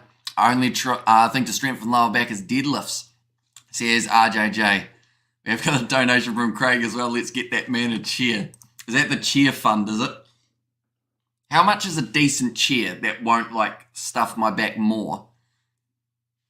I don't really know the price of a chair, but this will help very much, Craig. So I do hugely appreciate it. I'd assume you could get a decent chair for anywhere between, I don't know how much this chair was. This is just a dining chair, like one that you'd have at the table. I wouldn't get a gaming chair, though, because those are dodgy. They actually, I think, make your back worse. And Ireland aren't getting out of the pool. Do you not see the warm-up, says username? And my predicted semi-finalists are Argentina, Australia, South Africa, and hopefully New Zealand to have the Southern Hemisphere dominate. But New Zealand versus France will be a tough call, says not your everyday cultist. Although, I think for the sake of this World Cup, because it's been so close in terms of the build-up, and it's probably one of the most hyped up World Cups in terms of so many sides having the opportunity to win, I would actually quite like to see it be maybe 2 from the Southern Hemisphere, 2 from the Northern Hemisphere going through to the semi-finals, just because it would give that massive feel of, you know, how close the world of rugby is today. We have got there, you're likely You like that they go back-to-back with so many good teams. Says Peter, and get a gaming chair, man. They make them ergonomic. They are expensive, says LB. See, because I've added a gaming chair in the past, and it's as hard as a board, and it also leans way too far back, so you end up sitting kind of like this, but like with your body in a weird angle. Are you going to cover the Cricket World Cup as well? Maybe not so much of the Cricket World Cup until after the Rugby World Cup is over, mainly because normally when we do Cricket World Cups, we get copyright strikes, which would then not allow us to stream the Rugby World Cup. I did indeed see the warm-ups in Scotland getting beaten by Tonga, says Yvonne, and also hi if you got a local IKEA and do a fantastic cushioned office chair for about 120 euros and about 150 US dollars for a decent desk chair, I reckon, says Yvonne. Yeah, perhaps that will have to be the next one that I look at for Kiwi Lads Channel. Before we get to that Rugby World Cup, I'll try and find a way of affording a gaming chair. Might be a good idea, just for the long run in terms of not breaking my back during that World Cup, because some of the hours that we have got on those days. Do you do Premier League, says Chuck T. We've only done one game of the Premier League in the past, I believe. But other than that, I mean, it is a competition that I would like to do a little bit more of in the future. You need to get the gaming chairs that streamers use, man, says LB. Although a lot of those streamers, they normally probably spend 500 plus on their chairs, which, you know, my budget doesn't quite extend to that, unfortunately. Evening, everyone. I personally think with Rassi Erasmus and Jacques Neighbour, whose name I always mispronounce, let's bring stand a great chance of winning the World Cup. Hamish, whatnot, why not? Like a couch-type chair. Says, not your everyday cultist. Could be an idea. Perhaps a little bit of a lower one. At the end of the day, I guess I don't really need to be sitting high, do I? I could be a little bit lower, as long as I've got the camera level. That's the only thing that really matters. New Zealand versus England first ODI Cricket World Cup game on the 5th of October. I also see that there's a T20 series for New Zealand up against England, I think it is, and then also Australia playing South Africa in T20s in about 4 days' time. Anyone who is just tuning in now, Jonathan Dunty, first try scorer for France, one try for Australia, also scored. That was Mark Ngawanganitawasi. It's going to be rather interesting to observe changes in coaches after the Rugby World Cup. Rassi and Neighbour leaving the box, says Gary Smith, and Neighbour going to Leinster, says Yvonne. It's an interesting one, though, for him, because if we remember back to less than a year ago, when he was the coach, people were saying, sack him, get rid of him. And then he went to Leinster. People got their wish, but then they had changed their mind because South Africa had been going all right. And now people are like, oh, you traitor, why are you going overseas? And it's like, he can't win. People wanted him to go. He's going, and now people don't want him to go. It's such a hard task to get right. And, bro, we need your commentary for the Asia Cup cricket, says MD there. Because I think the Caribbean Premier League is currently on as well, isn't it? Steve Hansen coming South Africa next year, says Charles. And also we have got that France 117 out of 19 games in the last 2 years. Beating everyone. Hull versus Ireland this year in the Fortress in Scotland a few weeks ago with a team of possibles, says Jay Feeney. And also we have got New Zealand keeps knocking the Proteas out of the World Cup, yet they never go on to win the trophy. So annoying, says Darren. Yeah, if they're going to knock out South Africa, they've at least got to go on getting themselves that bigger victory, don't they? Although this next World Cup, I think we'll be very lucky to knock out South Africa. In fact, I think we'll be quite lucky to knock out anyone in this upcoming one. South Africa cricket not even sending our best players. Cricket is dead outside of the top 3 teams, says LB. And 2 more tries for the Aussies, and now they make their way back out of the tunnel, ladies and gentlemen, for the start of the second half. Don't think Australia have made too many changes now. The start of the second 40 or the start of the second 45, seeing as that first half went for around that 45 minutes. We see Mark Ngawanganitawasi making his way back out onto the field, the 1 try scorer for the Australians. It's possible, says Neil. That's the thing, they aren't completely out of this one yet. In fact, what we're going to do is we are going to look at the odds and see. So Australia was $6 underdogs going into this game. They currently sit not as big of an underdog as Liverpool. They are currently $26 underdogs. But Australia are $12 underdogs, ladies and gentlemen, as we head into the second half. It's just been those missed penalties that have been hurting them. The score could have been 16 points to 13 if they had got all of their ones over. At least New Zealand won the biggest trophy in cricket. World Test Championship trophy, says New Zealand for life, although recently Australia have taken it off us. Now, second half underway. Kicked up high, nicely taken by Nwanganita Wasi, dragged down by his opposite number, Damien Pinot, and France straight over the ball. Don't get themselves the penalty. And LB for the World Cup, they are sending the best players, says John. And also, I don't know who I'm backing in this one. I like to say France, because I'm not an Eddie fan, but I reckon I'll go with Australia, because they're Southern Hemisphere and the underdogs. So he's not everyday cultures, but it's kicked into touch by Australia.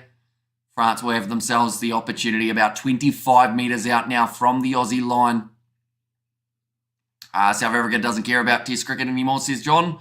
I don't know whether or not it's so much that they don't care about it. I think it's just they haven't been able to find the right combination in their team. Because we have seen them struggle a little bit. Dean Elgar as captain, that was something that unfortunately was a project that didn't really work in their favour.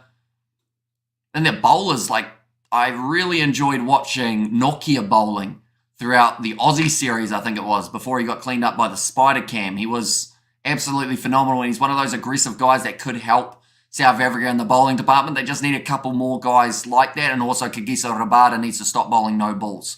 Would also help. And now Jonathan Dante, the number 12, big run forward, driven backwards. That was by Carter Gordon. Fair play to the Rebels fly half. He said, if you're going to try and charge at me, I'm going to hope you're not going to run over the top of me.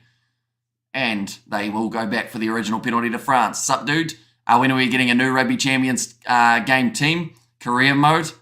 Says Decker Gaming. That is a very good question. It's been a long time since we've done a Rugby Challenge 4 or Rugby 22 career mode. I know that there's supposed to be a new rugby game coming out just before the World Cup, so perhaps that is where we could look at.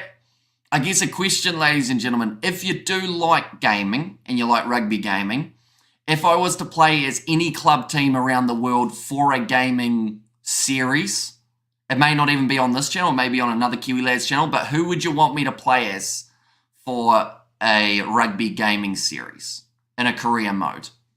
Do let me know. No, South Africa really doesn't care about Test cricket. Test cricket is dead. The top 3 teams play each other and the rest don't get games and no money. The top 3 cricket teams control the game, says LB. Now, Thomas Ramos sit in 4 from 4 at the moment with 21 metres out from the line. A little bit of a stoppage there for France while they were getting the ball back to the tee. And Ramos has missed. It's at the left-hand post and has gone away. The Shark, says Decker, and the Shark says Charles as well. Yeah. Sorry, I thought the rugby was on, says Vinda No More. A little bit of rugby, a little bit of Cricket World Cup, of course, just coming around the corner. Aussie will be backing themselves to go on to win that one after taking out the World Test Championship. Western Province, the Cape Crusaders, says RJJ. England says that would actually be quite a fun one, trying to fix England. Might take a lot of work, but could give it a go.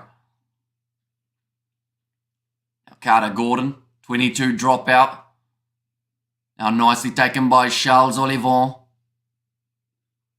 Dupont going to the left now. Jalibert in behind. Going off now to Galfiku. A lot of pressure being put on by Australia, and the penalty does go their way now. I believe it was actually Flamand who was penalised for that, and definitely the Sharks. Says Pete. Seems like the Sharks are quite a popular option. And now I would want Leinster for a rugby gaming series, says Factor Fable. And we have got there been hectic weekend, Roof. We lost our game earlier today, league match. A glad season over soon.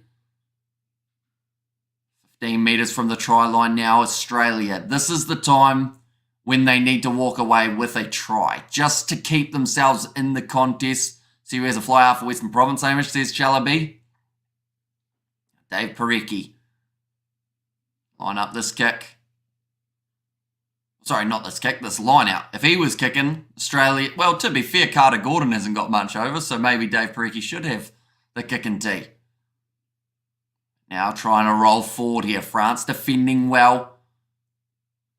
Nicely offloaded back from Rob Valentini. Now to Gordon. Skip pass out to Jordan Bataille, who shifts it one more to Andrew Callaway. Tries to fend on Damien Pinot, but he's wrestled down almost in that same Bulldog choke that we saw earlier on from Taniela Tupou. McDermott, nice step, wrestled down by Jonathan Dunty this time. Ball rolling forward. Callaway has to jump on it. France putting all sorts of pressure on in these breakdowns. Tongan Thor, Taniela Tupou now. Out to the left, Suliasi Vunivalu. Good low tackle made on him by Francois Cruz. Now McDermott pops up to the captain, Will Skelton. Although Julien Malchon, he's got that one. He's got the clean turnover though.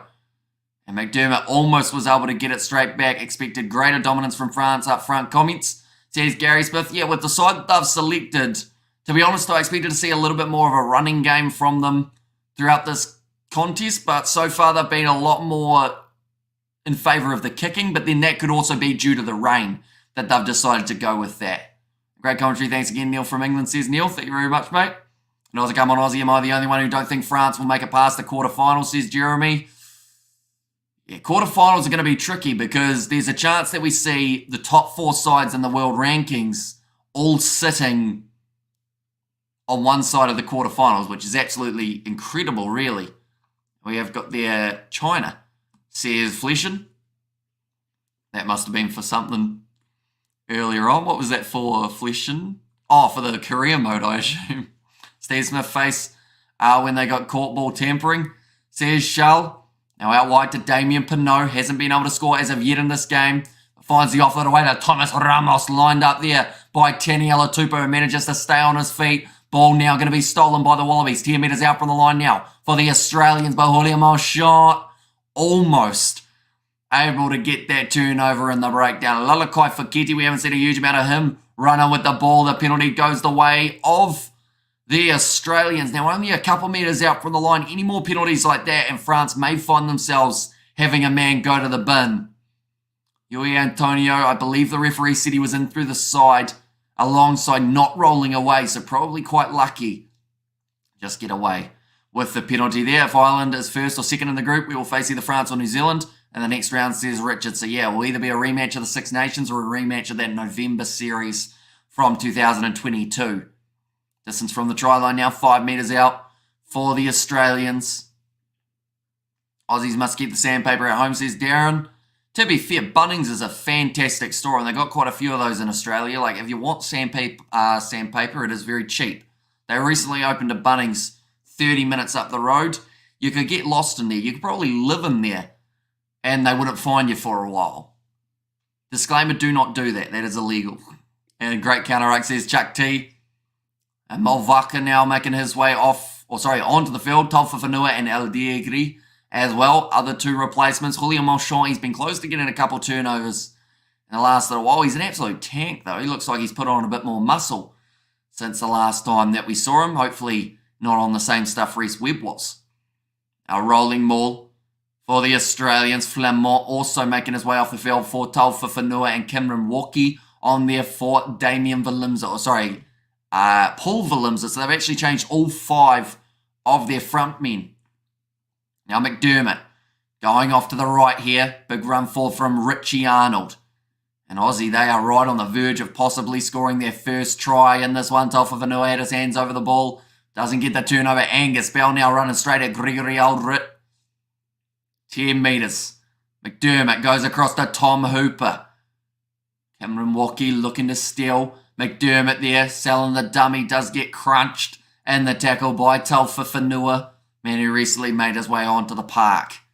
48 minutes through the game, still plenty of time now. Australia going for the cross kick. It's gone. Vunivalu, he likes his chances. He's taken it nicely. Gets it off to Callaway, but just can't keep it in the field of play. Tried to swat it back, but instead, France will now have their line out. It's only because South Africa and New Zealand haven't had any. Says New Zealand for life. And also we have good there, but still test matches should have the best players, says John. I know that T20 is coming just around the corner between New Zealand and England, and also South Africa versus Australia, but Suliasi Vunivalu, that is somewhere that he is massively beneficial for the Australians as his work under the high ball. Tom Hooper just went up with the wrong arm there. If he had gone with his left, he may have been able to get that still in the line out. Aldrit running hard at the line now. Dupont has been told to use it. I'd expect that he will have a relatively full 80 minutes here. Definitely with this game being as close as it is currently sitting. But Suliasi Vunivalu considered taking the quick throw. Will slow the game down now, though. Moody is going to be a superstar for the Box, says Charlie. Certainly is. And whether he plays at 14, 11, or going into that 13 role, I believe he is going to be very dangerous. What is the most tries scored by a Tier 1 team during the past 2 years? Oh, that's a great question. Past 2 years, you'd almost say New Zealand against the USA. Was that within the last 2 years when they were able to get themselves to 100 points on the board? Maybe. I don't know if that was it was in the last 2 years, wasn't it? Or maybe it was 2021 that it did take place, in fact. Now, Luke Pearce, another penalty for offside against the French. And Osweg there, Hamish, what do you think about Elton Yankees testing positive for steroids? First, he broke a light on the plane and got arrested. Then he cheated on his wife with a team dietitian. And now this, he's not everyday cultist. The man is busy. You can certainly say that. But he's busy for all the wrong reasons, isn't he? So it's too much of a risk putting him in the squad for South Africa, because you know that some sort of controversy is going to come up at some point. And South Africa going out in the group stages, Ireland, Scotland from that group, says Jay Feeney. Drops grenade pin. Says Jay Feeney there as well. Yeah, it's going to be interesting, that group, because I feel like that one is one that a lot of people are talking about in terms of there could be an upset, but C and D are the two pools that I think could be the closest in terms of contesting-wise. Big shot coming in on Villiers. Wallabies attack is so slow, says Jobo. Yeah, they haven't quite been able to find their momentum throughout the first 51 minutes. Almost a bit of a juggle there. 5 metres from their line, Le Bleu. Drug user, surely Asava wouldn't do that. Says New Zealand for life. And not an Elton Van, says Charles. Kicked in behind. And Elton's wife has told the press he wasn't taking steroids in Turkey. Says RJJ. And Elton Yankees didn't test positive for roids. Tested positive for a fat loss drug. Says LB. Isn't he already pretty slim? Elton Yankees. I didn't realise he would have had that much fat that he wanted to lose overall. If anything, I thought he would have wanted to bulk up as that fly half role. Play more of a Andre Pollard type build. But now, quick tap taken by Antoine Dupont. Beautiful offload now in for France. They are moving forward up to the 22. It's a great run from Jalibert. Now Villiers tries to go around the side. Now there are times where that man can be a little bit selfish with the way that he is running. And that looks like it's going to be a yellow card for Australia. That's the first penalty we've seen against them early on in the second half. It's going to be Suliasi Vunivalu now going to the bin for 10 minutes. We have Giddy already thin, says NZ for life. Hamish is a marathon man. Of commentary, Kiwi lads rock on, boom. Very great stuff, Hamish. I think the Scots have got a couple of good backs and a decent first front row, says Jay Feeney. And also we have got there, Alton is probably, or was most probably the fly half with the greatest natural talent. But he made some really bad decisions, says Gary. What's the story about the blade cutting the AB's prop's knee, says Albert. So someone said, according to South African Rugby magazine, it was Damien Willem's spike, or his blade of his boot, that sliced through Tyrell Lomax's leg, cut right down to the muscle, and also they're thinking it may have sliced Beauden Barrett. So I think there's either going to be a boot change for Damien Willemse, or they're going to have to work out something. But they can't really afford to have players getting slashed in the big matches anyway. Well, in any match, really, player safety and whatnot. You don't really want to have players with, fingers cut off from a blade. He tested positive for Slenbaturu. Burns body fat while maintaining muscle to get shredded. Popular with tennis players and boxers. Says RJJ, but that kick is successful this time from France. They did take on the 3 again, which is slightly surprising. I would have thought maybe a kick for the corner while playing against 14 would have been the better way to go. Blamed it on nasal spray that he used for congestion when he arrived in Turkey for his 6-week Roy camp. Says RJJ. And we'd love to hear more about it. Says Gary Smith. Now it is going to be Carter Gordon kicking the ball high. Down towards the 22. How many teams recently, though, have we seen play better when they've been in a man disadvantage? Scotland against France is one that comes to mind, and a loose ball there dropped by Thomas Ramos, but it did go backwards. So it is play on to Fifanua now. Put in the cross kick in off the left boot, and it's wide open for Villiers.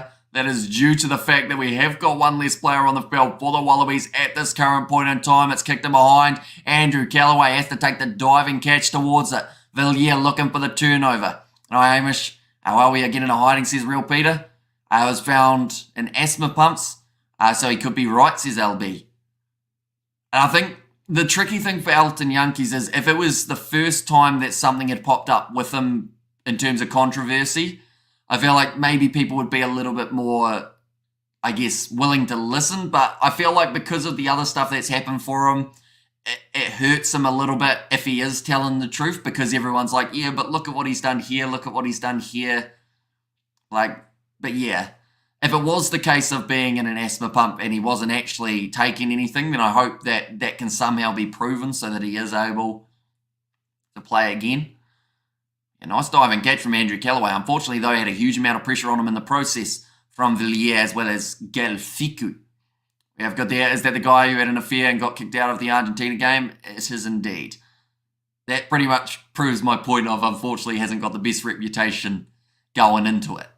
Now, Aldrit, tackled by, well, it's Fraser McWright, who's had a very quiet game. We haven't seen a huge amount of him. Bag run from Jonathan Dundee goes over the top of his opposite number, Lalakai Fakiti. Now France do have numbers to the right-hand side. Jalibert with the inside border. Galfiku now 5 metres out. Gets back up to his feet. Wrestled down 1 metre from the line now. Dupont with the chip across. Damien Pinot takes it above his head and scores the try for France.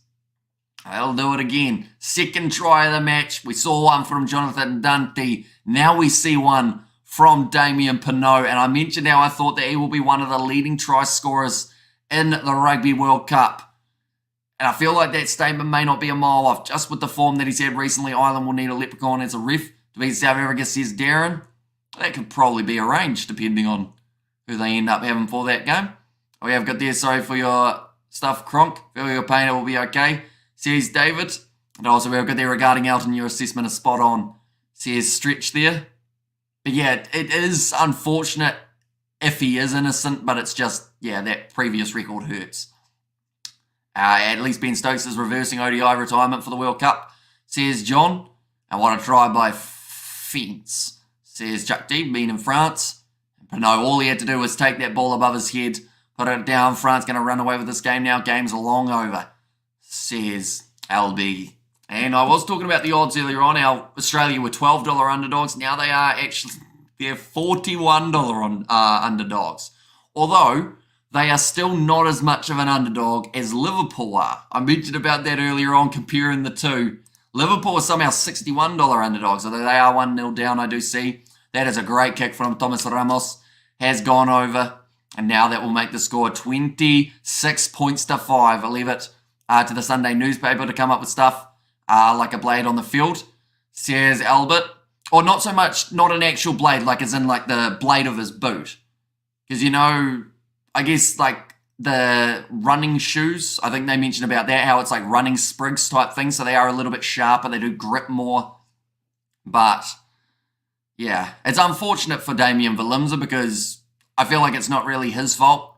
It's just the case of he was the player who ended up wearing them that then sliced and diced. It'd be a good advertisement for them as like some sort of cutting utensil though. You know, who needs a knife when you've got a boot nearby? Just pick it up, slice your chicken and then put it back on your foot, ready for a run. That won't actually happen. I don't think anyone will cut chicken with a boot anytime soon. Kicked them behind by France, who currently have got themselves a 21-point lead, which is quite one-sided. Now kicked them behind from Jalibert.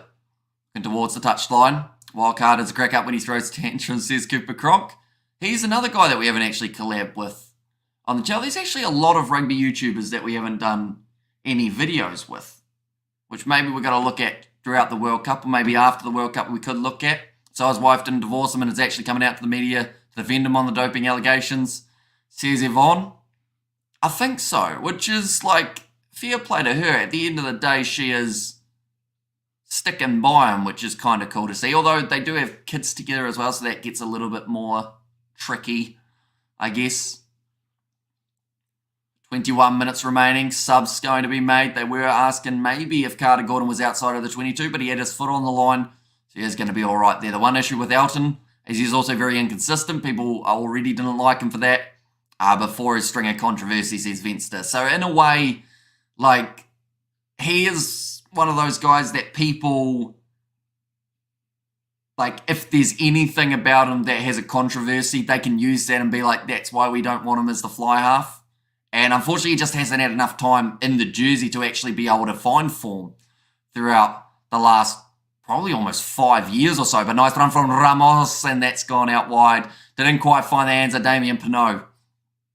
Now Australia have got themselves the line out. Morning, Aaron, says David the Mob. Welcome in, mate. You are doing very well. We have got there, you need to go on a chat with Mark and Tony. Not just Tony randomly ringing you. Says Yvonne, I've actually had a chat with Mark and Tony before on the channel. It was a post-match review that we did. We ended up chatting for about an hour or so, and then another time we actually looked through at some memes that had been made about the three of us on the channel. That was on a Super Rugby one, I believe. We have got there, wouldn't be a task if they left Rennie in.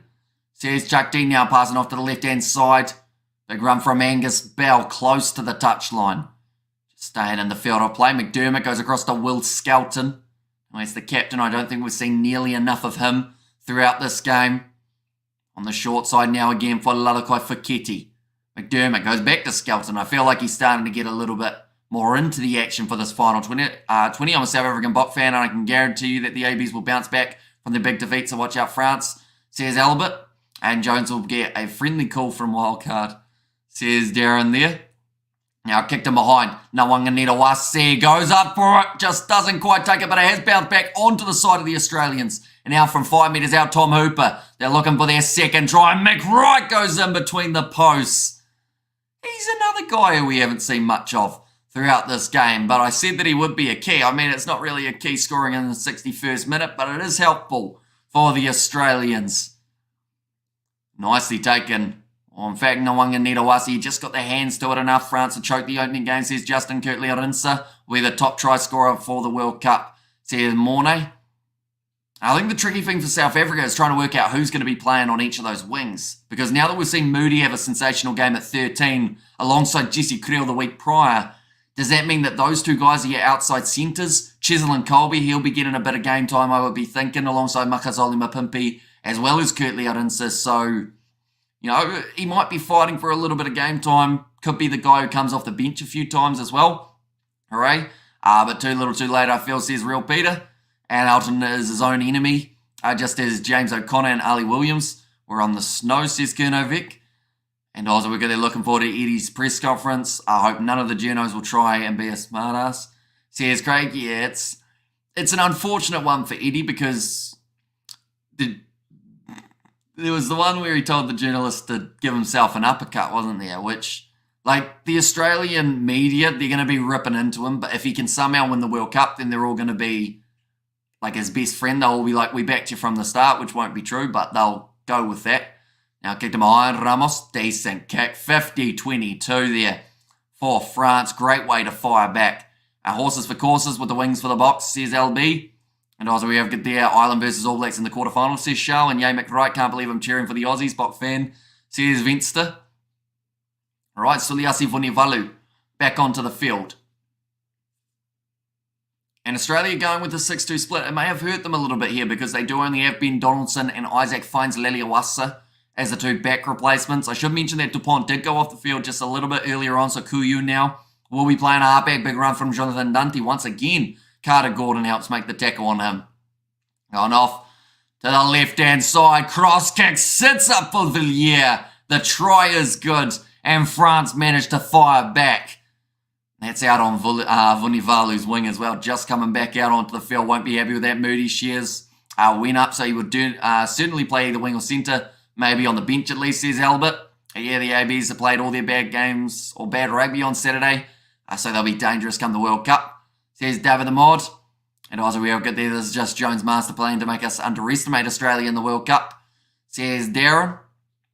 I mean, to be fair, it's certainly working for a lot of people. People saying Australia will be knocked down in the group stage. Wales, they are another side that aren't really showing too many of their cards before getting to that Rugby World Cup. So Group C is going to be exciting. Oh, we have got there, he is a prick, and if he wants to throw stones, he's to expect them thrown back at him and take it, child, says CMC. And he seems to be one of those coaches that people either love him or hate him. Some people enjoy watching his press conferences, other people don't. But in a weird way, like as much as some people dislike Eddie Jones, they still watch what he does, don't they? So I feel like for that reason, like he's getting eyes on Australian rugby at the moment. Maybe not for the best reason because they are about to enter about a 5-match losing streak, for 2023. But yeah, there's still people watching their games because they either want to see the Eddie Jones demise or the rise. As well, I wish France was playing the Springboks. I want to see France lose, says AJS. And also we have got there the Boks are in a position. We are trying to squeeze 4 players into 2 positions. Not bad considering the state of things when Rassi took over, says Venster. And we love Eddie Jones in South Africa, says LD. Although, is that because Australia lost to South Africa or just because you like his bluntness? Now, France taking that one again, 40 metres out from their line. Kuyu goes across now. Aldrit has been taken off the field. This is great backline again for France. Going to the left-hand side, kicking it in behind. It's going to be a chase for Galfiku as well as Villiers. Callaway under a lot of pressure. Has a slip there. It's going to be tackled 5 metres out from the line, and the penalty does go the way of the Australians. They've got there, nope, says Gary Smith for LB's comment. We love laughing at Eddie in South Africa, says Albert. And Eddie Jones is a Bollywood movie, says Charles. And he helped us in 2007, so South Africans like Eddie, says John. I don't know whether France are exceptionally playing well or Australia is making them look good, says David. I think it's a little bit of both. In this game, Australia haven't really been as clinical as they would have liked. France have had some good moments, although they still are building towards that World Cup. I would say Eddie Jones was Jake White's assistant, says RJJ, and France are toying. David says Kernovic, and he's very entertaining, says Yvonne. Looks like Fiku just getting a bit of medical attention, as well as Andrew Callaway. I believe he might have got hit in the head by Galfiku, and he's a man in all the best ways, says David. And Amish Mustache is very cool, says Rube. It may be going very soon. And I'm also probably going to end up with a haircut because the hair just doesn't sit right when it gets a bit longer. So I think I'm going to be going quite short with it by the time we get to the World Cup. And France overtake New Zealand in the rankings if it stays the same. Says yesterday, and being an assistant doesn't mean you compare him to Jose. Says Chuck D, and I really would like to see Australia fight back. Or back in the top 5 fighting, even as a South African, says Sir MC. A bit of a lackluster game. Yeah, it hasn't quite had the same, I guess, thrill to it as we first expected. The rain probably had a little bit to do with that in the first half of rugby. Maybe it's because of the amount of 3-pointers we have also seen, not just successful, but also taken in this game, because we have seen about 4 missed kicks between the two. Majority of which coming from Carter Gordon. We have got there a saying, we are blunt, says David Dempster. Some South Africans that I have come across have been quite straight to the point. They won't beat around the bush. If they don't like you, they'll tell you. I've had that quite a few times. South Africans have said to me, we don't like you, but we like you the most out of any New Zealander. So I'm like, yeah, I'll take it. It'll do. Nice run forward from Cameron Walkie, 20 metres out from the line. Great work from Rob Leota, though. Almost had the turnover in favour of Australia. Now Pieto Malvaka plays half off to Jalabur. Now Talfafanua. Australia, they're trying their best to get those turnovers in the breakdown. It just hasn't quite been their day. And Erica Ramos, little chip in behind now, knocked on by Jalabur. Not being filled with dread by the Aussie team, says Fleshin. Wouldn't that be more your Dutch roots, says Chuck T. And it's weird being a Welsh fan. It's like rugby crossed with an episode of The Office. Yeah, there's a lot going on in Welsh rugby, isn't there? We've seen Reece Webb's scenario. We've seen Dan Bigger recently talking about retirement. Big shot on Ramos coming in from Suliasi Vunivalu. Also the knock-on. No, referee on the near side has said it's gone backwards. I guess after it went forward in that case. Now, short ball from Jalabur does touch the grass, but now picked up by Gelfiku. And that looks like a pretty successful turnover for Australia in the breakdown they do get themselves. The penalty, Eddie runs a huge risk of being removed immediately before the Rugby World Cup and replaced by someone in a better position of taking the Wallabies to greater heights. Says Johan, I doubt that Australia would do that to themselves.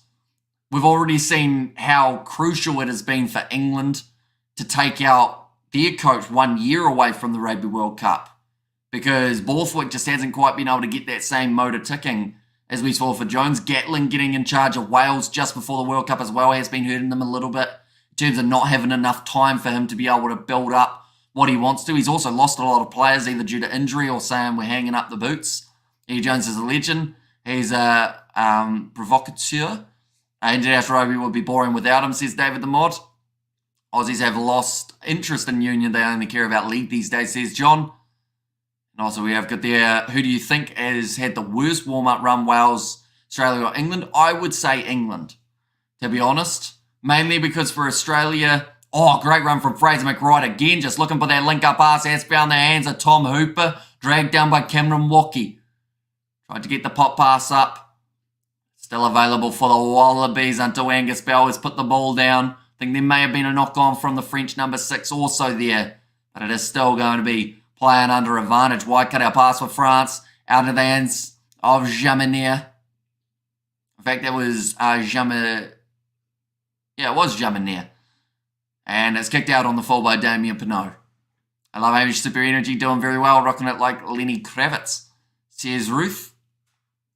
But yeah, I'd argue England, mainly because they would have been expected to do a lot better than they currently have. And to have their first loss to Fiji just before a Rugby World Cup doesn't really help them. They've had red card suspensions, they've had injuries, likes of Jack Van Porfliet. So yeah, I'd say that England overall, not just in results, but also luck-wise in terms of discipline-wise, they probably are right near the top of the worst warm-up games.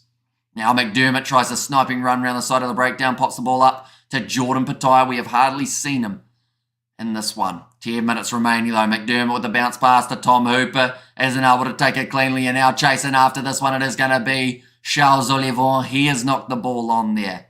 He is a part in England's demise, says Yvonne. That's what Eddie Jones always says, says Yvonne. And also we get there, France are way too quick for the Aussies. French play intelligent rugby, says Roof. I've been told that we get to the point, and yes, you'll make my top 10 of Kiwis I like, says David. See, I'll take that. I feel like any list that I make it onto of people that people don't mind is a good list. The message that I got from the guy saying he was going to put a bomb in my mailbox, I don't think I'll be making his top 10 list of people he likes anytime soon. Not that I know of anyway. As you're talking about Michael Moynihan. He's not a South African, but he hates Kiwis, says Trajan. I've had quite a few others other than Michael. And also we have the Wallabies had a great team in the 90s. Aussies lost interest in losing, I'd rather say, says Werner. Now it is going to be 9 minutes remaining on the clock. Take McDermott to put the ball in Australia at this stage. I don't see a win around the corner for them, but 1 or 2 more tries would certainly help, just that little bit more confidence. We talked about how they were able to progress from each of their games with a little bit more success. This one, though, is looking a long way from it. 4 past this time. And I was in the 90s, was great to watch, says Chuck T. And number 1 commentator for me, mate, says Tar. Thank you very much, mate. And Aussies actually scored more points than the ABs got last match, says Jeremy. No matter what you think about him, Eddie Jones is a legend of the game. Has won a Rugby World Cup with the Box. Made the final with England. And got England's longest win record ever, says LB. And also, he's been able to help Japan in the past. And they're another side that you look at what they've done recently, and it just hasn't quite been where they'd normally would want to be. Okay, there, what, put a bomb in your mailbox. Some people need to take a step back, says CMC. Yeah, it's a bit concerning, but yeah.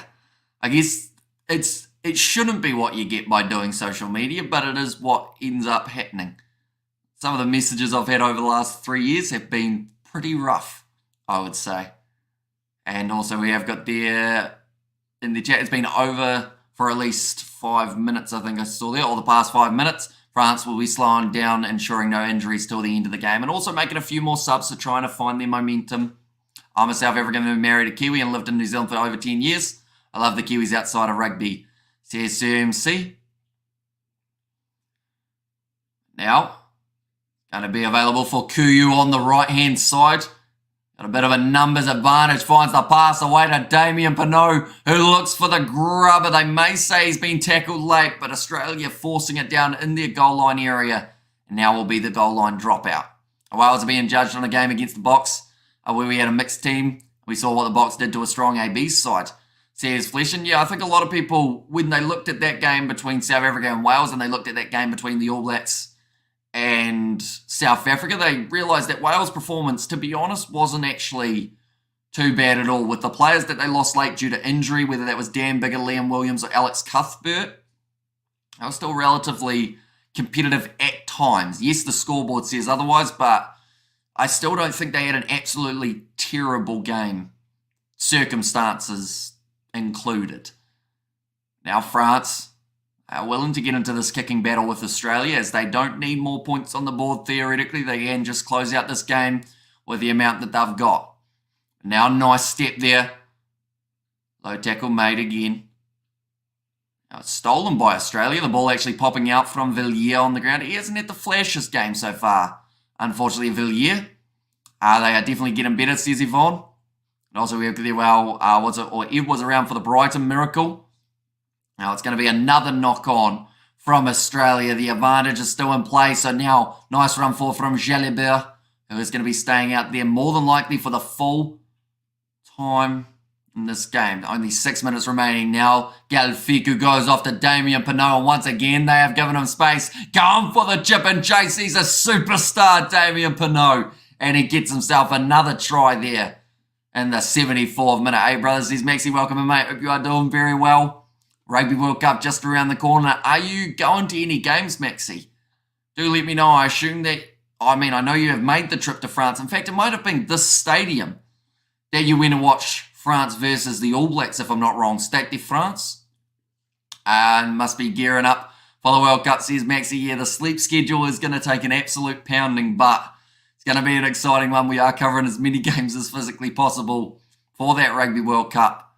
Hamish, have you been to Oz, says John? I have been, yes. I've been a few times, different regions. I don't think I've been to the same region of Australia twice, but it would be nice to go over at some stage in the future. Yeah, I am against Namibia, says Maxi there. So I believe that is about their second or third game, Maxi. First game, France. Second game might be Uruguay and then Namibia, if I'm correct, and your Kiwis are in a good place, says David. And the fact that the Aussies were fantastic at both codes at one time, are they still at the league? I don't like league, though Neil has said. And second, says Maxi. Okay, so it's not Scotland, it's France, then Namibia for their games. That'll be a good game to watch. Should see quite a few tries, maybe a little bit of a mixed up AB's team. That kick has been successful from France, extending their lead now to 38 points to 12. Amy, awesome to catch you alive again. Do you ever sleep, says Rooster? Not much on the weekends. I think I managed an hour's sleep before this live stream. Before then, we have been up for about 20-something hours. We're going to be going to work today as well. So, yeah, sleep deprived, I think, is the best way of describing it. We've also got to film a podcast straight after that, this live stream with Rugby Itch for the rugby recap. So, yeah, busy. It's going to be a kick downfield from Kuyu towards the touchline. This Oz team for 2027, whatever takes them, or whoever takes them there, will have a quality squad with Rugby World Cup experience, says LB. Now thrown in by Matt Faisler. Isaac finds Leliawasa off to Lalakai Fakiti. 40 metres out from line. Carter Gordon going for the big up and under. Suliasi Vunivalu getting after it. And has knocked it back onto the side of the Australians. Now Fraser McWright finds his offload to Mark Nawanganitawasi. In fact, it might have been Jordan Pattaya instead. Ended up right place, right time. Big shot coming in on Matt Faisler by Jonathan Dante. Now 22 metres out With number 22 on his back, finds Laliawasa, pops the ball up to Matt Phillip. Up to the right-hand side, Ben Donaldson. I believe he's on the field for Andrew Callaway, just looking through at who is still out there, and that might have been after Callaway. Did concede their last try. That's going to be kicked high. Suliasi Vunivalu trying to line it up. He's taken it beautifully. They'll just check to see whether or not he's onside. But if he is, it's a very good try scored. Lucky we did get a prediction for the South Africa game, eh? Or lucky we didn't get a prediction, says Maxi. Yeah, it was a little bit more one-sided than a lot of people anticipated. I think Vunivalu may have left a little bit early here. Just a tad. And I think Gail Feku is just asking the referee Luke Pearce about that. Takes on Lomax cut/injury. The rumour is, I think he's no clear and obvious offside, they have said. So that will mean that the try will stand. But yeah, apparently it was Damien Willems's boot. And he had kind of the blades on it. So it didn't end up slicing through Lomax's kneecap down to his muscle. So I don't know whether or not they'll look at maybe giving Willems a different pair of boots for that World Cup, or whether it's just going to be continue on. Whatever happened to the talk of the hybrid game between the All Blacks and the Kangaroos? It just fizzled out, didn't it? Maybe after the World Cup they'll look at doing some sort of thing again, but I think it's because of so many injuries happening per game of rugby now, it's just too much of a risk to have the players playing in a league crossover. Lomax cut above, says Haka, and also we've got a great commentary, bro. Keep up the good work, says Chuck T. Thank you very much, mate. But the Aussie try will stand. The crowd are not happy about it, but that makes the score now 17 points to 38. Carter Gordon has missed another kick. I think he's only got one today, 1 from 5. Marnie Libok numbers from last week. But remember what Libok did this week up against the ABs. He was sitting 100%, so it's not the end of the world for Carter Gordon. And gee whiz, Hamish, those French Roosters is sure brilliant today. It's passion and pride. You can see it in the French players. See his roof, and is this a terrible Australian team or a great French team? I think, to be honest, it's a little bit of both. Australia have had some decent moments throughout this game. It's just I've had nowhere near enough of them. Not up against a clinical French side that, when given the opportunity, have been able to make the most of it. Although, in the first half, you'd also argue maybe France didn't take as many chances as they would have liked. I would like to see a picture as evidence of Willems's boot. See what a blade on a boot would look like. Or I think it was either blade or running sprigs, I think they called them. I haven't actually seen the article, but it was by South Africa Rugby magazine, I think it was, that ended up saying that it was Willems's boot that caused the problem. But yeah, he might have had sprinters spikes, if you know what they are. Now, Pietro Malvaca. Throwing that one to the front, almost stolen by Matt Phillip, and it's going to be nicely picked up by Fraser McWright. In fact, it was Hooper who then offloaded up to Fraser McWright. Carter Gordon, cross now to Jordan Pataya. Wide cut-out pass attempted, but it is slapped down by Villiers, so it will be the knock-on advantage now in favour of the Wallabies once more. They've got 1 minute left on the clock. Rob Leota, 40 metres out from the line. Can the Aussies finish on a high? Try and take some of the wind out of the French sails. Almost a drop ball from Langy Gleeson, the last man, a part of that 4-pack in the 6-2 split. Finds Laliawasa having a bit of a run himself. The Western Force halfback fell awkwardly. And now the penalty goes the way of France. I think it was a player taken off the ball. Eben looked lethal, like he's like a gladiator, says Ruth. And also best live stream commentary channel that I've found in the last 3 years, says Rooster. Thank you very much, mate. Hugely appreciate it. And we have got plenty more coming. The Rugby World Cup just around the corner. Going to be covering plenty of those games alongside letting you guys know the lineups. We've also got the videos in the near future. We are going to be doing a bit of a preview of each of the groups, as well as possibly trying to predict every single game of the Rugby World Cup, which, as you guys know, my predictions are terrible. So I could end up almost reverse predicting every single game and getting them all wrong. Imagine that. That would be an absolute disaster. My predictions are that bad that if I said that the All Blacks were going to beat Namibia, that could be an upset. You know, that's the kind of thing that normally happens. Is that spike legal in rugby, says Johan? Well, I think it's a bit of a grey area from what I've heard about it. So they are theoretically legal as long as they aren't dangerous. That kick is going to be going over from, I think that was Jamanier to line up the last kick of the day. So that will give the extra 3 points for the French, and they will close out this game 41 points to 7. A strong victory over the Australians. Great commentary again, Hamish. Don't forget our World Cup sweepstakes, says David Lamont. That is very true. I'll have to work out exactly who is going to be involved in that one. Yeah, it'll probably be through the Discord that I'll let you know about it. More than likely, great commentary. See you during the next game. I hope, says Gary Smith. You certainly will. So I think the next game that we've got is probably going to be next weekend with a little bit of maybe domestic rugby here in New Zealand, just because it would be nice to have some sort of rugby before the Rugby World Cup. If your track record is that bad, please predict Ireland won't win the World Cup, says Mountains of Asylum. And also, we got there, Pinot, great score, or scores great tries. Yeah, he got himself 2. He was my pick for one of the leading try scorers in the Rugby World Cup. And it's looking good for that to possibly become a reality. Thank you, Kiwi Lad, says Blues Nate. And thank you for a great live stream from a New Zealander in Hungary, says BJ. And I booked you already, Hamish, for the World Cup. I'll have TV on as well, says Neil Cooper. Because the good news is I think there's quite a few options to be able to watch the Rugby World Cup around the world for free. Hopefully that is going to be the case throughout the whole competition and people are able to find ways of watching the games. So even if you have got the game available and you are watching it on the TV, if you just want to have a chat about the game, I guess here's the place to be.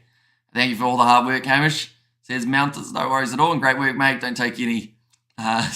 Says and they're done. Thanks, everyone. See you soon. Over and out, says David.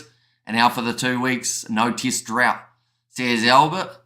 Yeah, which is going to feel a little bit weird, but it's going to be, I was going to say a nice bit of rest and recovery, but we've still got about maybe 15 videos that I'm planning on recording and editing and getting up before the Rugby World Cup, so we may be even busier than if we had live stream. Like watching and chatting, please smash the like, says Rooster. Anyone who is new to the channel, be sure to hit that subscribe button. It sounds like a great view and atmosphere, says Johan in the chat as well. One moment, we will go like this, and we will go like that. There we go. Fine work as usual. Thanks, Hamish, says Uno, and thanks, Hamish. Enjoy your week, says Yvonne. And also, I wonder where you are, says Trajan. I assume not me. We cleared that up earlier on that it was people in the chat, wasn't it? I have the two at the same time. A good game, says I'll call you. And thanks, says Gus. Kiwi Lad's still the most awesome commentary channel ever. Nothing comes close to Hamish, says Ruth. Thank you very much, Ruth. Hugely appreciated. If you have a VPN, all the Rugby World Cup games are supposed to be broadcast on Irish TV, RTE, or Virgin Media. And brilliant commentary. Love it, bro. Love your country as well. Spent 6 months there last year, says Teresa.